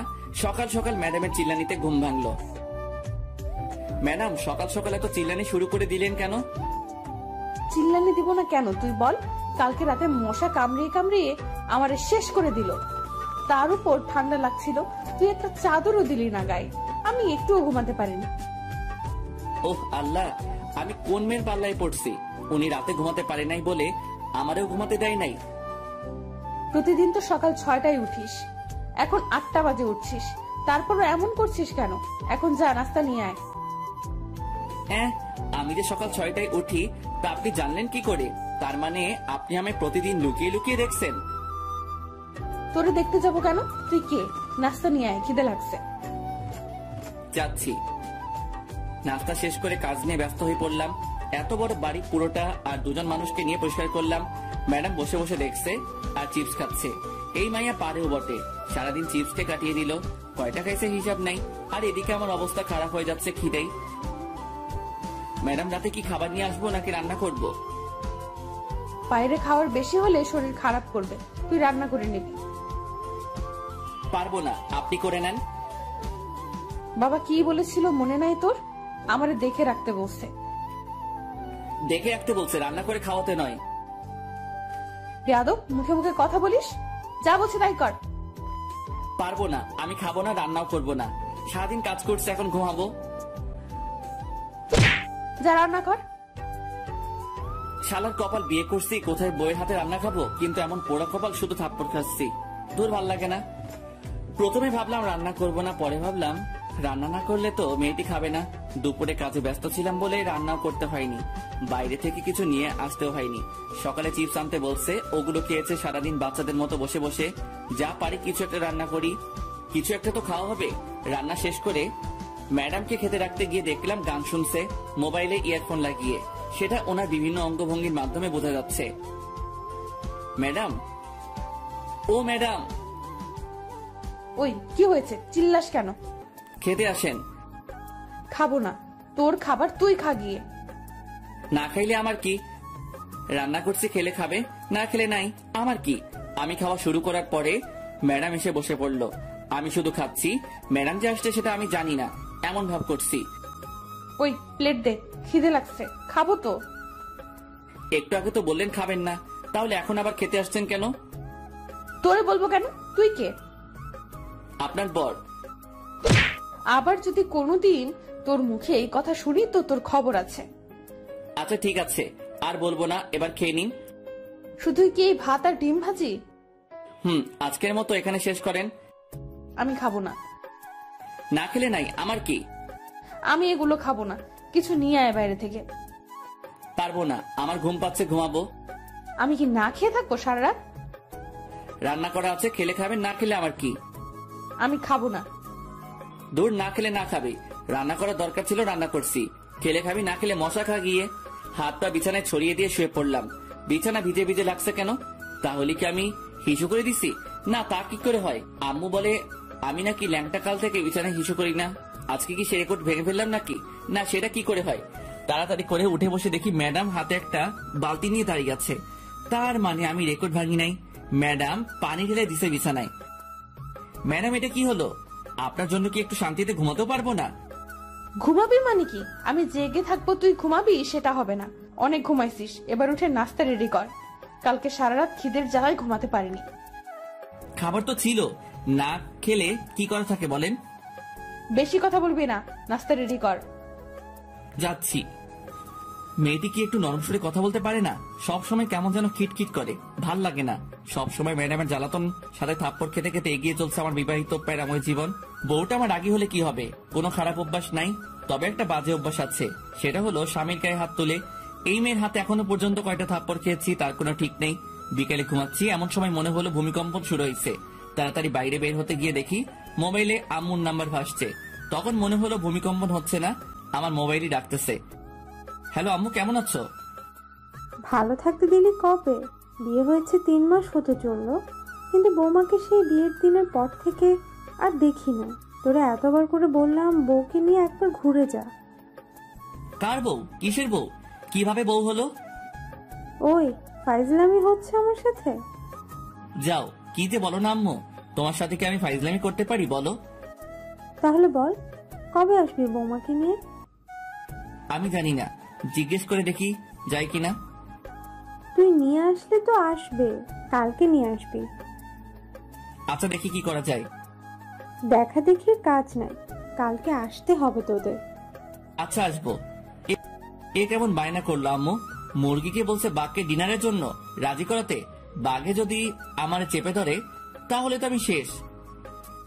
ম্যাডাম, অনেকদিন হলো কোথাও যাওয়া হয় না, চলেন কোথাও থেকে একটু ঘুরে আসি। মতলব কি সেটা বলতো? মতলব আবার কি হবে? আম্মু ফোন দিয়ে বলছে আপনাকে নিয়ে আমাদের বাড়িতে যেতে কালকে। আপনি কি যাবেন? না, আমি কোথাও যাব না, তুই যা। আচ্ছা ঠিক আছে, আমি যাব। আপনাকে যেতে হবে না? হুম। সকালে ঘুম থেকে উঠে নাস্তা বানিয়ে নাস্তা করে রেডি হয়ে নিলাম। যেতে যেতে এমনি সন্ধ্যা হয়ে যাবে, জ্যামে পড়লে তো অবস্থা হালুয়া হয়ে যাবে। তবুও রওনা দিতে দিতে 9টা বেঁচে গেল। ওই দাঁড়া, আমি যাব তো। আপনি আবার কোথায় যাবেন? আমি কি এখানে একা থাকবো নাকি? আমাকে আমাদের বাড়িতে রেখে তারপর যাবি তুই। আমি পারবো না, আপনি পথে নেমে পড়লেই তো হয়। পারবো না, তুই রেখে আসবি। আমার দেরি হয়ে যাচ্ছে, আমি আসি। আর আপনি যদি আমার সাথে যেতে চান তাহলে আমার বাড়িতে যেতে হবে, না হলে আপনার পথে আপনি যান, আমার পথে আমি যাব। তুই তো আচ্ছা ফাজিল ছেলে, আমি যেটা বলবো তোকে সেটা করতে হবে। সেটা পরে দেখা যাবে, আগে তো রওনা দেই। হুম, চল। বাস চলছে নিজের আপন গতিতে, আমরাও এগিয়ে যাচ্ছি বাড়ির দিকে। বডিগার্ডের কাজ পাওয়ার পর আর বাড়িতে যাওয়া হয়নি, আজ অনেকদিন পর যাচ্ছি। ম্যাডাম বসে আছে আমার পাশের সিটে আর চিপস খাচ্ছে। মেয়েটি কি কিছু পারে না চিপস খাওয়া ছাড়া? অনেকক্ষণ পর ম্যাডাম আমার কাঁধে মাথা রেখে ঘুমাচ্ছে।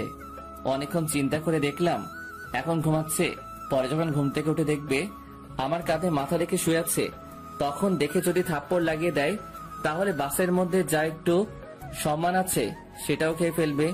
তার থেকে বরং জাগিয়ে দেই। ম্যাডাম, ম্যাডাম উঠেন। কি হয়েছে? ব্যথা করছে হাতে। তো আমি কি করব? আপনার জন্য তো এমন হলো। আমি কি করছি?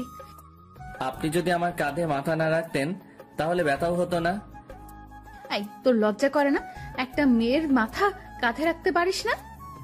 আমার কি ঠেকা পড়ছে যে আপনার মাথা আমার কাঁধে রাখবো? বেশি কথা বলিস কেন? চুপ থাকতে পারিস না? না, পারি না। আবার কথা বলিস মুখে মুখে। এই তালা দিলাম মুখে, আর কোনো কথা বলবো না। বাড়িতে আসতে আসতে 7টা বেজে গেল, পথে একটু কথাও হয়নি ম্যাডামের সাথে। কখন যে বাসার দরজায় এসে দাঁড়িয়েছি নিজেই জানি না। কি রে, কি ভাবছিস? ওহ আম্মু, তুমি? আমি হব নাকি ভূত হবে নাকি? না, তেমনটা না। তো আমার বৌমাকে নিয়ে আসছিস তো? তোমার বৌমা কোথায় পাবো? পিছনে দাঁড়িয়ে আছে যে, ওটা কে? ভূত মনে হয়, তাকিয়ে দেখো। কি, তুই আমার বৌমাকে ভূত বললি? তোর আজকে খাওয়া বন্ধ। খাওয়ার এত শখ নাই, তুমি তোমার বৌমাকে নিয়ে খাওয়াও। আসো মা, ভিতরে আসো। এটা কি হলো? ম্যাডাম তো চলে এলো। মাইয়া জাতি বড় অদ্ভুত জাতি। সকালে কত ভেজাল করলো এই মাইয়া এখানে আসবে না বলে, আর এখন কত সহজে আম্মুর সাথে হাসি খুশি চললো। মনে হচ্ছে না মেয়েটি রাগী বদমেজাজি। রোমিও, খেতে আয়। খাবো না, তুমি খাও তোমার বৌমাকে নিয়ে। রোমিও, আয় বাবা, অনেকদিন হলো একসাথে বসে খাওয়া হয়নি। না না, খাবো না, তোমাদের বৌমা আসছে, ওরে নিয়ে খাও। ওই, বেশি বাড়াবাড়ি করবি তো খাওয়ার পাবি না। এই না, তা কি করে হয় আম্মু? তা যদি না হয় তাহলে খেতে আয়। আসছি, হাফ মিনিট দাঁড়াও। দাঁড়ানোর সময় নাই, এই তো আসছি। বসে পড়। এত আয়োজন কখন করলে আম্মু? আমার বৌমা আসবে আর আমি কিছুই রান্না করব না নাকি? আমার জন্য তো কোনোদিন এত কিছু করনি, আজ বৌমা আসছে বলে এত কিছু? আবার যদি শুনি আমার বৌমাকে নিয়ে কোনো কথা বলিস তাহলে তোর কপালে কিছুই জুটবে না। এবার বল কি করবি? কিছুই বলবো না আর, এই চুপ করলাম। বাপরে বাপ, এ কেমন বিচার! আম্মু দেখছি ম্যাডামের দিকে ঝুঁকে পড়ছে। এই মায়া কি কোনো জাদু জানে নাকি? যদি এমন জাদু আমি জানতাম তাহলে কবে ম্যাডামকে থুক্কু বউকে পটিয়ে নিতাম। খাওয়া শেষ করে বাইরে গিয়ে একটু ঘোরাঘুরি করে বাসায় এসে ফ্রেশ হয়ে আমার রুমে ঘুমাতে গেলাম। রুমে ঢুকে দেখি ম্যাডাম বসে আছে বিছানায়। অনেক ক্লান্ত লাগছে, তাই কোনো কথা না বলে বালিশ নিয়ে নিচে শুয়ে পড়লাম। চোখ বন্ধ করার সাথে সাথে বুকের উপর ভারী ভারী লাগছে, সাথে গলা চেপে ধরছে মনে হলো কেউ। চোখ খুলে দেখি ম্যাডাম। আরে আরে কি করছেন? ছাড়ুন বলছি। ছাড়বো না। কি বলা হচ্ছে শুনি? কি বলছি? মনে করে দেখ কি বলছিস। মনে পড়ছে না, মরে যাব তো। ছাড়ুন বলছি, ছাড়ুন। ছাড়বো না। কি বলছিস শুন? তোমার বৌমা আসছে, তোমার বৌমাকে নিয়ে খাওয়া। এই, আমি তোরে বলছি না আমার বাড়িতে রেখে আসতে? আমিও বলছিলাম পারবো না। ছাড়ুন না ম্যাডাম, মরে যাব তো। ছাড়বো না। মরে যা, মরে গেলে তো আমি বাঁচি। আমি তো মরবো না। তাহলে আমি তোরে নিজের হাতে খুন করব। পারলে করেন, কে বারণ করছে? মারবো মারবো, সুযোগটা আগে আসুক তারপর। 2 দিন বাড়িতে কাটানোর পর আবার ঢাকায় ফিরে এলাম। তারপর থেকে আগের মতোই চলছে, সব সময় প্যারা দিয়ে চলছে। ম্যাডাম, থুক্কু, বউ। পরদিন বিকালে, এই রোমিও, কেমন আছো? ভালো, তুমি? ভালো থাকতে তুমি কোথায় দিচ্ছ? আমি কি করছি? তোমায় যে ভালোবেসে ফেলেছি। ম্যাডাম জানে এটা? পাগল নাকি? তোমার ম্যাডাম জানতে পারলে তো আমাকে মেরে ফেলবে। ওই দিন যা করলো তোমার কথা জিজ্ঞেস করাতে। তাহলে এখন আবার কথা বলছো কেন? তুমিও মরবা, সাথে আমারও মারবা। আচ্ছা, তোমার বউ তো তোমাকে ভালোবাসে না, তাহলে ওকে ডিভোর্স দিয়ে দাও। যাও যাও, তুমি গিয়ে ম্যাডামকে বলে আসো আমাকে যেন ডিভোর্স দিয়ে দেয়। আচ্ছা বলবো, তবে ডিভোর্স দিয়ে দিলে আমাকে গলায় ঝুলিয়ে নিতে হবে। যদি ডিভোর্স করাতে পারো তবে। ওকে, আমি রাজি। তবে ম্যাডাম যদি আমারে কিছু বলে তাহলে আমি সব বলে দিব। তোমাকে বলতে হবে না, আমি বিকালে তোমাদের বাসায় এসে জানাবো। যদি মার খেতে না চাও তাহলে বাসায় থাকো, আর যদি মায়ের খাবার শখ থাকে তাহলে বিকেলে এসো। আসবো আসবো। কি মেয়ে রে বাবা, মরার ভয় নেই নাকি? ও আসবে আমার আর ম্যাডামে ডিভোর্স করাতে? আমার তো লুঙ্গি ড্যান্স দিতে ইচ্ছে করছে। বিকেল এসো, চা নাস্তার বদলে মায়ের খেয়ে যেও। ইদানিং ম্যাডাম আমাকে যেভাবে প্রতিদিন পিটায় কোনো কারণ ছাড়া, আর উনি আসবে ডিভোর্স নিয়ে কথা বলতে। ওহ, ওই মায়ের তো পরিচয় দেওয়া হয়নি। উনি হলো আমাদের বাড়ির থুক্কু, আমার শ্বশুর বাড়ির পাশের বাসার একটি মেয়ে। এখানে আসার পর থেকে আমার পিছনে পড়ে আছে। ওর নাম তো বলা হয়েছে, তবুও বলি, ও ইভা। পড়ালেখা শেষ করে বসে আছে, থুক্কু বসে নাই, আমার পিছনে পড়ে আছে। আজকে আর ঘুমালাম না, 4টার সময় বের হয়ে গেলাম বাসা থেকে। বাসায় থাকলে আজকে আমার উপরে দিয়ে শনি রবি সোম মঙ্গল সব চলবে। 9টার দিকে বাসায় ঢুকলাম, ঢুকে সোজা রান্নাঘরের দিকে দিলাম দৌড়। খুব খিদে লাগছে, খাবার গরম করতে হবে। ম্যাডাম ঠান্ডা খাবার খেতে পারে না, আর আমি ঠান্ডা ছাড়া খেতে পারি না। রাতে একসাথে খেয়ে শুয়ে পড়লাম। আমার রুমে গিয়ে, ম্যাডাম থাকে অন্য রুমে। একটু পরে ম্যাডাম ঢুকলো আমার রুমে, হাতে একটা লাঠি নিয়ে। এদিকে ভয়ে আমি কাঠ হয়ে যাচ্ছি। আয় এদিকে আয়। কেন ম্যাডাম? কাজ আছে, আয়। কি কাজ তাড়াতাড়ি বলেন, আমি ঘুমাবো। তোর ঘুম পাড়াচ্ছি, দাঁড়া। আরে আরে ম্যাডাম, আমাকে মারছেন কেন? আমি কি করছি? তুই পাশের বাসার রিভা পেতনিকে কি বলছিস? বিশ্বাস করেন ম্যাডাম, আমি কিছু বলি নাই। তাহলে ও কি আমার বোকা বানাইছে? হতে পারে। তার মানে তুই বলতে চাচ্ছিস আমি বোকা? সেটা কখন বললাম? তাহলে কি বলছিস? কিছু বলি নাই। আবার মিথ্যা কথা বলছিস? তোরে তো আজকে শেষ করে দিব। আমি কিছু করি নাই তো ম্যাডাম, সব দোষ ওই ইভার। ইভা, তুই ওরে বলিস নাই? আমার ডিভোর্স দিয়ে ওরে বিয়ে করবি বলিস নাই? ম্যাডাম আমি এটা বলি নাই, ও আপনাকে মিথ্যা বলছে। তুই বলছিস, আমি লুকিয়ে লুকিয়ে সব শুনছি। কি? আপনি এমন কেন ম্যাডাম? লুকিয়ে লুকিয়ে অন্যের কথা শুনছেন, এটা ঠিক না। তুই আমারে কোনটা ঠিক আর কোনটা ঠিক না সেটা শিখাইতে আসবি না, আমি সব জানি। জানলে ভালো। এখন আমি ঘুমাবো, অনেক মাইর খাইছি। কি তুই ঘুমাবি? হুম। তোরে আমি ঘুমাতে দিব না। তোর কাজ হলো আজকে সারা রাত আমাকে পাহারা দেওয়া। পারবো না। না পারলে আবার শুরু করব, তখন বুঝবি। আবার শুরু করার দরকার নেই, আমি রাজি। চল। হুম। বাইরে না, রুমের ভেতর এসে পাহারা দিবি। ভিতরে কেন? বাইরে থেকে দিলে কি হবে? যেটা বলছি সেটা কর। হুম। ঘুমে মাথাটা কেমন করছে, আর এই মাইয়া দাঁত বের করে হাসছে। ইচ্ছে করছে ঘুষি মেরে দাঁত ভেঙে দেই। দেখ দেখ, দাঁত কেলাচ্ছে আবার। এ ম্যাডাম, এই চিল্লাচ্ছিস কেন? আমি ঘুমাবো। তোরে ঘুমাতে দিচ্ছে কে? এটা তোর শাস্তি। আমি কি অপরাধ করছি? তুই ইভার সাথে কথা বলছিস, সাথে ওরে পাঠাইছিস ও যেন আমাকে বলে আমি যেন তোকে ডিভোর্স দিয়ে দিই। কি? ও আমাকে বলছে তোমার বউ তো তোমাকে ভালোবাসে না, আমি তোমাদের ডিভোর্স করিয়ে দিব। আবার এটাও বলছে যে ও যদি ডিভোর্স করিয়ে দিতে পারে তাহলে আমি যেন ওকে গলায় ঝুলিয়ে নেই। কি এটা বলছে তোরে? আর তুইও রাজি হয়ে গেছিস? রাজি হয়নি তো, শুধু বলছি পারলে ডিভোর্স করাও। তবে রে হারামি, আজ তোর একদিন কি আমার যতদিন লাগে লাগুক, তোর শেষ করে ফেলবো। চিচি, বরকে কেউ এভাবে মারে? এত শক্তি আসলো কিভাবে? উফ, কি ব্যথা! এত মেরেও যদি ঘুমাতে দিত তাহলে ভালো হতো, কিন্তু মহারানী সেটা করলো না। উল্টা সারা রাত নিজেও ঘুমায়নি, আমাকেও ঘুমাতে দেয় নাই। ভোর 5টার দিকে ঘুমিয়ে পড়লাম। ঘুম থেকে উঠে দেখি ম্যাডাম নেই। সারা বাড়ি খুঁজেও যখন পেলাম না, তখন ছাদে গিয়ে দেখি ইবার সাথে লাগছে। মাথায় ঢুকছে না আমাকে নিয়ে এত ঝগড়া করছে কেন। আমাকে ম্যাডাম নিজে তো স্বামী মানতে চায় না, তাহলে কি দরকার ইবার সাথে ঝগড়া করার আমাকে নিয়ে? রোমিও, তুমি কি বলছো? এই পেতনিটা কে? কি আমি পেতনি? তোর 14 গোষ্ঠী পেতনি। তোরে যদি আর একদিন দেখি আমার বরের দিকে নজর দিতে, তাহলে তোর চোখ তুলে ফেলবো। আমিও শেষবারের মতো বলছি, ওরা ডিভোর্স দিয়ে দাও। আমি কেন আমার বরকে ডিভোর্স দিব? কারণ আমি রোমিওকে ভালোবাসি।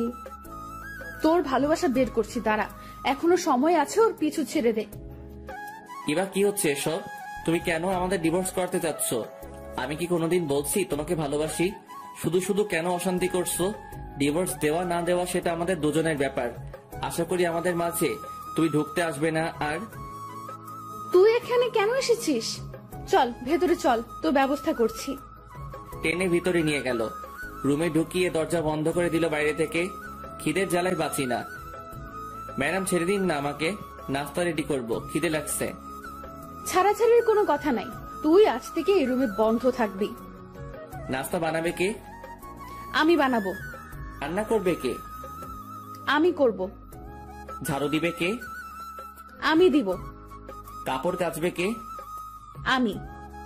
ইস, ঢং দেখে বাঁচি না। পারেন তো শুধু শার্ট প্যান্ট পরতে, আর আমারে ধোলাই করতে। কি কি বললি তুই? তোর খাওয়া বন্ধ আজ থেকে। ইয়াক থু, আপনি রান্না করতে পারেন নাকি যে আপনার রান্না খাবো?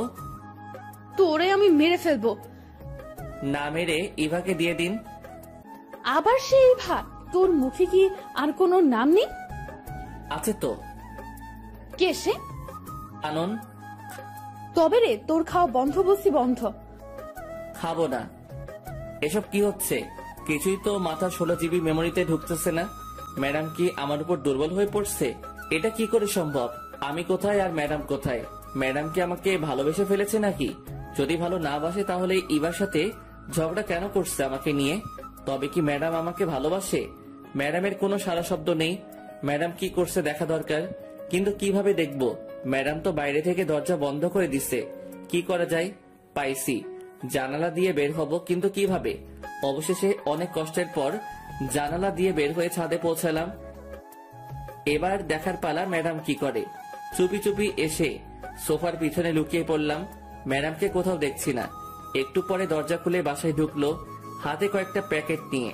তারপর গিয়ে ফ্রেশ হয়ে এসে প্লেট নিয়ে আমাকে যে রুমে বন্ধ করে রাখছে সেই রুমে দরজায় গিয়ে বসে খাবার বের করছে। এইদিকে আমার অবস্থা খারাপ হয়ে যাচ্ছে খিদায়। চোখের সামনে গরম গরম বিরিয়ানি দেখে খিদের পরিমাণ আরো 3 গুণ বেড়ে গেল। 2টা প্লেটে বিরিয়ানি বেড়ে রাখছে। রোমিও, চুপ করে আছি। আয় রোমিও, খেতে আয়। এখনো চুপ? ওই আসবি নাকি মাইর খাবি? কোনো সারা শব্দ না পেয়ে রুমে ঢুকলো ম্যাডাম, আর আমি এই সুযোগে একটা প্লেট নিয়ে ডাইনিং টেবিলের নিচে বসে পড়লাম। ওইদিকে ম্যাডাম আমাকে খুঁজে খুঁজে হয়রান হয়ে যাচ্ছে। আমি খাবার তালে আছি। আয় বিড়াল, বের হয়ে আয়। ম্যাডাম আপনি কখন আসছেন? জানালা কেটে পালিয়ে এসে বসে বসে খাচ্ছিস?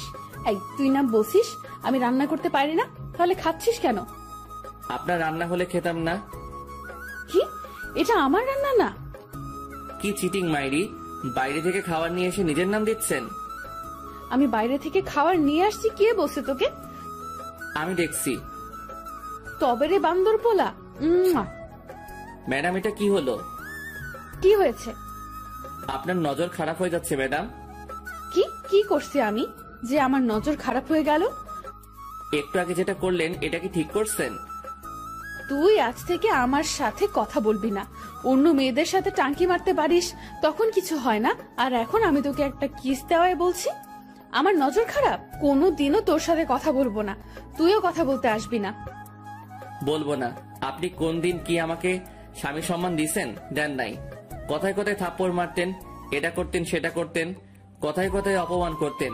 আমি কোনোদিন আপনার কোনো কিছুতে বাধা দেই নাই, আপনিও আমার কোনো কিছুতে বাধা দিবেন না। আজ থেকে আপনার মতো আপনি থাকবেন আর আমার মতো আমি। এটা কি হলো? যা হওয়ার হয়েছে, এত কিছু ভাবার সময় নাই। পেট ভরে গেছে, এখন একটু পাসপোর্ট অফিস থেকে আসি। পাসপোর্ট রেডি হয়ে গেছে, মেসেজ আসছে, ওটা নিয়ে আসি। প্রায় 1 মাস হতে চললো, ম্যাডাম আর আমার কোনো কথা হয় না। দুজনে বাইরে গিয়ে খাবার নিয়ে এসে তারপর নিজেদের রুমে গিয়ে খাই। ম্যাডামের দিকে তাকালে বোঝা যায় ম্যাডাম এখন রাত জাগে। চোখের নিচে কালি জমে গেছে, অগোছালো হয়ে গেছে। আগের মতো জিন্স শার্ট পরে না, সালোয়ার কামিজ এসব পরে। আগের থেকে অনেক সুন্দর লাগে ম্যাডামকে, তবে শাড়ি পরলে আরো সুন্দর লাগতো। বাংলার মেয়েদের শাড়ি ছাড়া মানায় না। ভাবছি একটা ট্রিট দিব ম্যাডামকে। ভিসা, পাসপোর্ট সবকিছু রেডি হয়ে গেছে। সৌদি চলে যাব, আমার বেস্ট ফ্রেন্ড ওখানে থাকে, ও সব ব্যবস্থা করছে। ম্যাডাম, কি শপিং করতে যাবেন নাকি? যাব না। আর কিন্তু সুযোগ পাবেন না। আবার বলছি, শপিং করতে যাবেন? যাব, নিয়ে চল। চলুন। যাক, যেতে রাজি হয়েছে। দুজনে একসাথে বের হলাম। রিক্সার জন্য দাঁড়িয়ে আছি, এমন সময় দেখি ইভা আসছে। ইভা যদি কিছু বলে এখন, তাহলে আমার আর রক্ষা নাই। এই জান, শোনো না, রাতে ফোন দিলে ছাদে এসো, দুজনে একসাথে যাতে। যেখানে বাঘের ভয় সেখানে সন্ধ্যা হয়। কি দরকার ছিল এটা বলার? ফাজিল মাইয়া, লুচ্চা মাইয়া, কি মজা পাই বুঝি না এমন করে। ম্যাডাম, শপিং করতে যাবেন না? দাঁড়া, তোর শপিং বের করছি। তোর ইভাকে শপিং করিয়ে দে যা। আজ থেকে তোর সাথে আমার কোনো সম্পর্ক নাই। তুই লুকিয়ে লুকিয়ে অন্য মেয়ের সাথে কথা বলিস। ম্যাডাম, আমার কোনো সম্পর্ক নাই কারোর সাথে। ইভা তো অনেক আগে থেকে আমার পিছনে লেগে আছে, সেটা আপনি জানেন। অবশ্যই তোর সাথে ওর সম্পর্ক আছে, না হলে তোরে জান বলে ডাকলো কেন? আমাকে ফাঁসানোর জন্য এটা বলছে। আমি এত কিছু শুনতে চাই না। তোর সাথে সম্পর্ক আছে ওর, না হলে তোরে জান ডাকলো কেন? তুই কোনো কথা বলবি না। হন হন করে বাসায় চলে গেল। ট্রিট আর দেওয়া হলো না। এই ইভার জন্য এত কিছু হলো। কি দরকার আমাকে জান বলে ডাকার? বিয়ের এতদিন পর বউকে থুক্কু ম্যাডামকে শপিং করে দিতে চাইছিলাম, সেটা হলো না এই ইভাটার জন্য। বাড়িতে গিয়ে দেখি ম্যাডাম দরজা বন্ধ করে বসে আছে। ভিতর থেকে ফুপানো শব্দ আসছে। শুধু শুধু ইভার জন্য আজকে ম্যাডাম কাঁদছে। শালার মাইয়া, তোর জন্য আমার লক্ষ্মী বউটা কাঁদছে। ইচ্ছে করছে ইভা মায়াটারে মেরে নাক ভেঙে দেই। ম্যাডাম, খেতে আসুন। খাবো না, তুই খা তোর ইভাকে নিয়ে। ম্যাডাম, বিশ্বাস করেন ওই মাইয়া এটা আপনাকে রাগানোর জন্য বলছে, আমি শিওর। তোরে আমি বিশ্বাস করি না। আমি যে ভালো না সেটা আমি জানি। এবার খেতে আসুন। খাবো না বলছি, খাবো না। আবার যদি খেতে ডাকিস তাহলে তোর খবর আছে। আচ্ছা ঠিক আছে, ডাকবো না। তবে আন্টি ফোন নিয়ে যেতে বলছে, যাবেন নাকি? সেটা দেখা যাবে, তুই কোনো কথা বলবি না।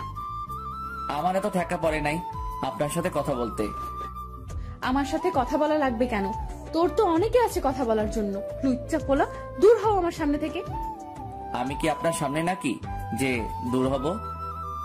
চুপ কর লুচ্চা পোলা, ঘরে বউ রেখে অন্য মেয়ের পেছনে পড়ে থাকিস? তোর সাথে কোনো কথা নেই। আমার এত শখ নেই আপনার সাথে কথা বলার। কে ঝগড়া করবে এই পাগলিটার সাথে, কখন বাঘিনীর মতো তেড়ে আসবে তার কোনো ঠিক নাই। চিড়িয়াখানায় আছে টুকু, রুমে আছে, ওখানে ঠিক আছে। সকালে ঘুম থেকে উঠে ধাক্কাধাক্কি করে দরজা খুলে ম্যাডামের রুমে ঢুকে দেখি নিচে শুয়ে আছে। একটা মেয়ের রুম মনে হচ্ছে না, বিছানা বালিশ সব ছড়িয়ে ছিটিয়ে আছে পুরো রুমে। মনে হয় আমাকে মারতে না পেরে বিছানা বালিশের সাথে যুদ্ধ করছে। দেখে মনে হচ্ছে ভাজা মাছটা উল্টে খেতে জানে না। কি মায়াবী লাগছে পাগলিটাকে। কাঁপছে দেখে কপালে হাত রেখে বুঝতে পারলাম জ্বরে অবস্থা খারাপ হয়ে যাচ্ছে। বিছানায় শুয়ে দিয়ে ডাক্তারের কাছে ফোন দিলাম। একটু পরে ডাক্তার এসে দেখে গেল মাথায় পানি দিতে বলে গেল। ডাক্তার যাওয়ার পর থেকে পানি দিচ্ছি। অনেকক্ষণ পর চোখ বড় বড় করে তাকিয়ে আছে। ম্যাডাম কেমন লাগছে? তোর জন্য সব হয়েছে। ম্যাডাম বেশি কথা বলা যাবে না, চুপচাপ শুধু উত্তর দিবেন। তবে রে, কেমন লাগছে বলেন। ভালো না। মাথাটা মুছে নিন, আমি নাস্তা রেডি করে আনি। খাবো না। দেখা যাবে। ম্যাডাম হাঁ করুন। আমি খেতে পারবো, তোর কষ্ট হবে না? তাহলে খেয়ে নিন, আমি মেডিসিন নিয়ে আসি। আমি মেডিসিন নিব না। নিতে তো হবে, না হলে সুস্থ হবেন কি করে? সুস্থ হওয়া লাগবে না, তোর জন্য তো আমার এই অবস্থা। বেশি দিন সহ্য করতে হবে না, চলে যাব। কি বললি আবার বলতো, শুনতে পাইনি। না ম্যাডাম কিছু না, একটু একটু করে সুস্থ হচ্ছে ম্যাডাম। 2 দিন পর রাতে আবার জ্বর আসে ম্যাডামের। সারা রাত মাথায় পানি দিয়ে সকালে নাস্তা রেডি করে নিয়ে গেলাম, খাইয়ে দিতে চাইলাম, কিন্তু ম্যাডাম আমার হাতে খাবে না, নিজেই কাপা কাপা হাতে খেলো। কত স্বপ্ন ছিল বউটা নিজের হাতে আমাকে খাইয়ে দিবে, আমিও নিজের হাতে বউকে খাইয়ে দিব। রাতে বউ আমার বুকে মাথা রেখে ঘুমাবে, গভীর রাতে দুজনে একসাথে চন্দ্র বিলাস করব, এক মগে কফি খাবো, নদীর পাড়ে দাঁড়িয়ে দুজনে একসাথে গোধূলি বিকেল দেখব। কিন্তু কিসের কি, স্বপ্ন স্বপ্নই রয়ে গেল। রাতে ম্যাডামের জন্য খাবার নিয়ে গেলাম, ম্যাডামের হাতে প্লেট দিয়ে দিলাম, জানি আমার হাতে খাবে না তাই দিয়ে দিলাম। ম্যাডাম খেয়ে নিন। খাইয়ে দে। ম্যাডাম খেয়ে নিন তো, ঘুমাবো, ভাল লাগছে না। আমাকে খাইয়ে দে, না হলে খাবো না। খাইয়ে দিতে পারবো না, খেলে খাবেন, না খেলে উপোস থাকেন।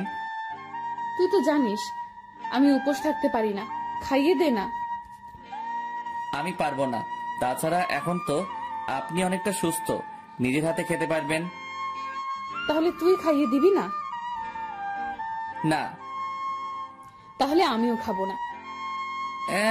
যখন খাইয়ে দিতে চাইছিলাম তখন তো খেতে চাওনি, এখন কেন খাইয়ে দিতে হবে? সেটা আমার ব্যাপার, তুই খাইয়ে দিবি কিনা বল। আচ্ছা বাবা ঠিক আছে, আমি খাইয়ে দিচ্ছি, হা করেন। এই তো লক্ষ্মী বর আমার। দরকার নেই আপনার বর হওয়ার।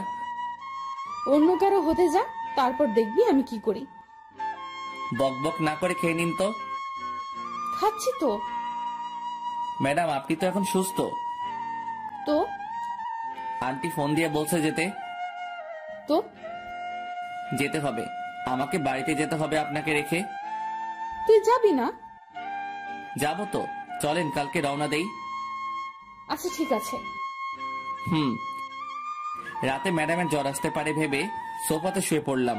কিছুক্ষণ পর মোবাইলটা ডেকে উঠে তাকিয়ে দেখি কানন ফোন দিচ্ছে। হঠাৎ করে কানন ফোন দিল কেন ভাবতে ভাবতে ফোনটা রিসিভ করলাম। তাকিয়ে দেখি ম্যাডাম ঘুমাচ্ছে। হ্যালো কানন, বলো। দুলা ভাই কি করছেন? শুয়ে আছি, তোমার কি খবর? এই তো আছি। আমাদের বাসায় কবে আসবে? কালকে আসবো। তাহলে কালকে দেখা হবে, কথা হবে। এখন রাখি, বাই। বাই। এই এদিকে আয়। কি হলো ম্যাডাম, মাথায় পানি দিতে হবে? না এদিকে আয়। বলেন। কার সাথে লুতুপুতু করছিস? ছি ছি, কি বলেন এসব ম্যাডাম? আমি তো কারোর সাথে কিছু বলি নাই বা করিও নাই। আর মিথ্যা বলতে হবে না, আমি সব নিজের কানে শুনেছি। কি শুনছেন? হ্যাঁ, কানন ফোন দিয়ে জানতে চাইলো আমরা কবে যাব। চুপ, তোর কোনো কথা আমি বিশ্বাস করি না। আচ্ছা মুশকিল তো, বিশ্বাস করা না করা আপনার ব্যাপার, আমি সত্যিটা বলে দিচ্ছি। তুই কালকে আমাকে আমাদের বাড়িতে রেখে আসবি, থাকবো না তোর সাথে। আচ্ছা ঠিক আছে। সকালে ঘুম থেকে উঠে নাস্তা করে বেরিয়ে পড়লাম। সন্ধ্যায় গিয়ে শ্বশুর বাড়িতে পৌঁছালাম। সবার সাথে আড্ডা দিয়ে নিজের বাড়ির দিকে রওনা হলাম। বাড়িতে গিয়ে কয়েকটা দিন আব্বু আম্মুর সাথে কাটাবো। কিছু বন্ধু আছে, ওদের সাথে কিছু সময় কাটাবো। কখন আবার দেখা হবে। রাতে কে শুয়ে পড়লাম। আব্বু আম্মুও জানে আমি যে চলে যাব, তবে ম্যাডামদের বাসার কেউ এখনো বিষয়টা জানে না। ভাবছি যেদিন ফ্লাইট সেদিন জানাবো। 30 তারিখে রাত 2টার সময় ফ্লাইট, সবকিছু ঠিকঠাক। ইচ্ছা ছিল যেদিন যাব সেদিনই ম্যাডামকে জানাবো, সবাইকে জানাবো। কিন্তু এত খুশি লাগছে যে কি বলবো, তাই ফোন দিলাম। আসসালামু আলাইকুম আন্টি। ওয়ালাইকুম আসসালাম। কেমন আছো বাবা? জি আন্টি ভালো, আপনি কেমন আছেন? আমিও ভালো। তবে তুমি কিন্তু খুব খারাপ একটা কাজ করছো। ওদিন না থেকে চলে গেলে কেন? আন্টি বাড়িতে একটু কাজ ছিল। আন্টি যে কথা বলার জন্য ফোন দিছি তা হলো 30 তারিখে রাত 2টার সময় আমার ফ্লাইট। কি বলছো এসব? আজকে আমাকে জানাচ্ছ সবকিছু ঠিক করে? আগে জানাইনি তো কি হয়েছে, এখন তো জানতে পারছেন। ম্যাডাম জানে না, ওনাকে জানিয়ে দিয়েন। তার মানে আমরা কেউ জানি না? না আন্টি, কাউকে বলা হয়নি। যা, এটা কি হলো? লাইন কেটে দিল কেন? জানানোর প্রয়োজন ছিল, জানিয়ে দিয়েছি। আজ সেই কাঙ্ক্ষিত দিন। আজকে আমি উড়াল দিব আমার স্বপ্নের দেশ সৌদি। সবাইকে বিদায় জানিয়ে গাড়িতে উঠে বসলাম। সাথে 2 হৃদয় অ্যান্ড অভি। রাত 11:30টায় সবকিছু শেষে বিমানের দিকে পা বাড়ালাম। ঠিক সেই সময় কেউ একজন পিছন থেকে আমার হাত টেনে ধরলো। তাকিয়ে দেখি আঙ্কেল। আঙ্কেল আপনি এখানে কেন? আমি এখানে কেন সেটা তুমি পরে জানতে পারবে, এখন আমার সাথে এসো। আঙ্কেল আমি কোথাও যেতে পারবো না, একটু পরে আমার ফ্লাইট। কোথাও যাওয়া হবে না তোমার। কি ভেবেছো তুমি আমাদের কিছু না জানিয়ে চলে যাবে? আমি তো আন্টিকে জানিয়েছি। সেটা জানাইছো জানি, তুমি কেন সৌদি যেতে চাও সেটা বলো। আঙ্কেল দেশে থাকতে ভালো লাগছে না। তাছাড়া আমার কোনো পড়ালেখাও নাই যে আমি কোনো চাকরি করব, তাই বিদেশে পাড়ি জমাচ্ছি। সেখানে আমার বন্ধুর সাথে একসাথে থাকবো। আমি তোমাকে কাজ দিব, এখন চলো। কিন্তু কোনো কিন্তু না। তোমার আন্টি জানালো তোমার ফ্লাইট রাত 2টায়। আমিও 10টার সময় দেশে এসেছি, তারপর তোমার জন্য বসে আছি এখানে। আমি তো কোন এয়ারপোর্ট দিয়ে যাবো সেটা বলিনি। চট্টগ্রাম আর ঢাকা, এই 2টার একটা দিয়ে তুমি যাবে আমি জানতাম, তাই চট্টগ্রাম এয়ারপোর্টে তোমার ছবি পাঠিয়ে দিয়েছি। ওখান দিয়ে তুমি যেতে পারবে না, তোমাকে আটকাবে। আর এখানে আমি বসে আছি। তাহলে কি আমার যাওয়া হবে না? না, হবে না। এখন তুমি আমার সাথে বাসায় যাবে। কিন্তু কোনো কথা শুনতে চাই না। অবশেষে আমি আমার শ্বশুরের বাসায় ম্যাডামের রুমের সামনে দাঁড়িয়ে। এখানে আসার পর থেকে শুনছি ম্যাডাম রুম থেকে বের হচ্ছে না, খাচ্ছে না, শুধু কেঁদে যাচ্ছে আর বলছে রোমিওকে এনে দাও। কয়েকবার ডাকার পরও ম্যাডাম দরজা খুলছে না। তারপর আর কি, আমার দানবের মতো দেহটা দিয়ে ধাক্কা দিয়ে দরজা খুলে দেখি ম্যাডাম ফ্লোরে বসে আছে, চোখ দুটো লাল হয়ে আছে। ম্যাডাম আসবো তাকিয়ে আছে, কোনো কথা বলছে না। ম্যাডাম কথা বলবেন নাকি চলে যাব? আরে ম্যাডাম কাঁদছেন কেন? আমি তো কোথাও যাইনি। কি করে ভাবলি আমি তোকে যেতে দিব? আমার কথা একবারও মনে পড়েনি? বল, আমাকে একা রেখে কেন চলে গেলি? কোথায় গেলাম? যেতে তো চাইছিলি, বল কেন এমন করলি? তোরে ছাড়া আমি থাকতাম কি করে বল? সেটা আমি কি করে বলবো? কি করে বলবি মানে? আমার বুকের বাপাসের জায়গা করে নিয়ে এখন বলছিস তুই কি করে বলবি? তুই জানিস না আমি তোরে ভালোবাসি? ম্যাডাম আপনার কিন্তু নজর খারাপ। হ্যাঁ, নজর খারাপ হয়েছে আমার। এমন একটা ছেলে চোখের সামনে থাকলে যে কোনো মেয়ের নজর খারাপ হবে। তাহলে এবার দোষ কি? তুই আবার ওই পেতনির নাম নিয়েছিস? তোরে আজকে কি আর করবেন? দেখ কি করি। ম্যাডাম সত্যি বলছি, আপনার নজর পুরো খারাপ হয়ে গেছে। আমি তোর ম্যাডাম না, তোর বউ, ঠিক আছে? তাছাড়া নজর তো অন্য কারোর জন্য খারাপ হয়নি, আমার বরের জন্য খারাপ হয়েছে।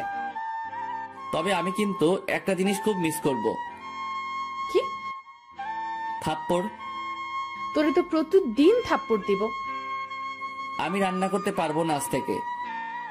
আমি সব করব, তুই শুধু আমাকে ভালোবাসবি, আর কোনো মেয়ের দিকে তাকাতে পারবি না। ঠিক আছে মহারানী, আমি রাজি। আমাকে আজ থেকে তুমি করে বলবে, ভুলেও যেন ম্যাডাম ডাক না শুনি। আচ্ছা ঠিক আছে। দুলা ভাই, আপনাদের রোমান্স শেষ হলে এবার খেতে আসুন। খেয়ে শুয়ে পড়লাম। আমি আগে যে রুমে থাকতাম সেই রুমে। একটু পরে ম্যাডাম থুকু বউ আসলো। কি ভাবছো? ভাবছি বিয়ে করছি, বউ পাইছি, ভালোবাসাও পাইছি, কিন্তু কিন্তু আবার কি? বাসরাত তো পাইলাম না। তবে রে বান্দর বলা। এই বলে ম্যাডাম থুকু বউ আমাকে জড়িয়ে ধরলো। Light off. আর কিছু জানতে হবে না, আপনাদের বাসরাতে দেখতে পাবেন যা হবে। আচ্ছা মুশকিল তো, আপনাদের বলছি না লাইট অফ, এখনো এখানে কি? অনেক তো দেখলেন, যান এবার।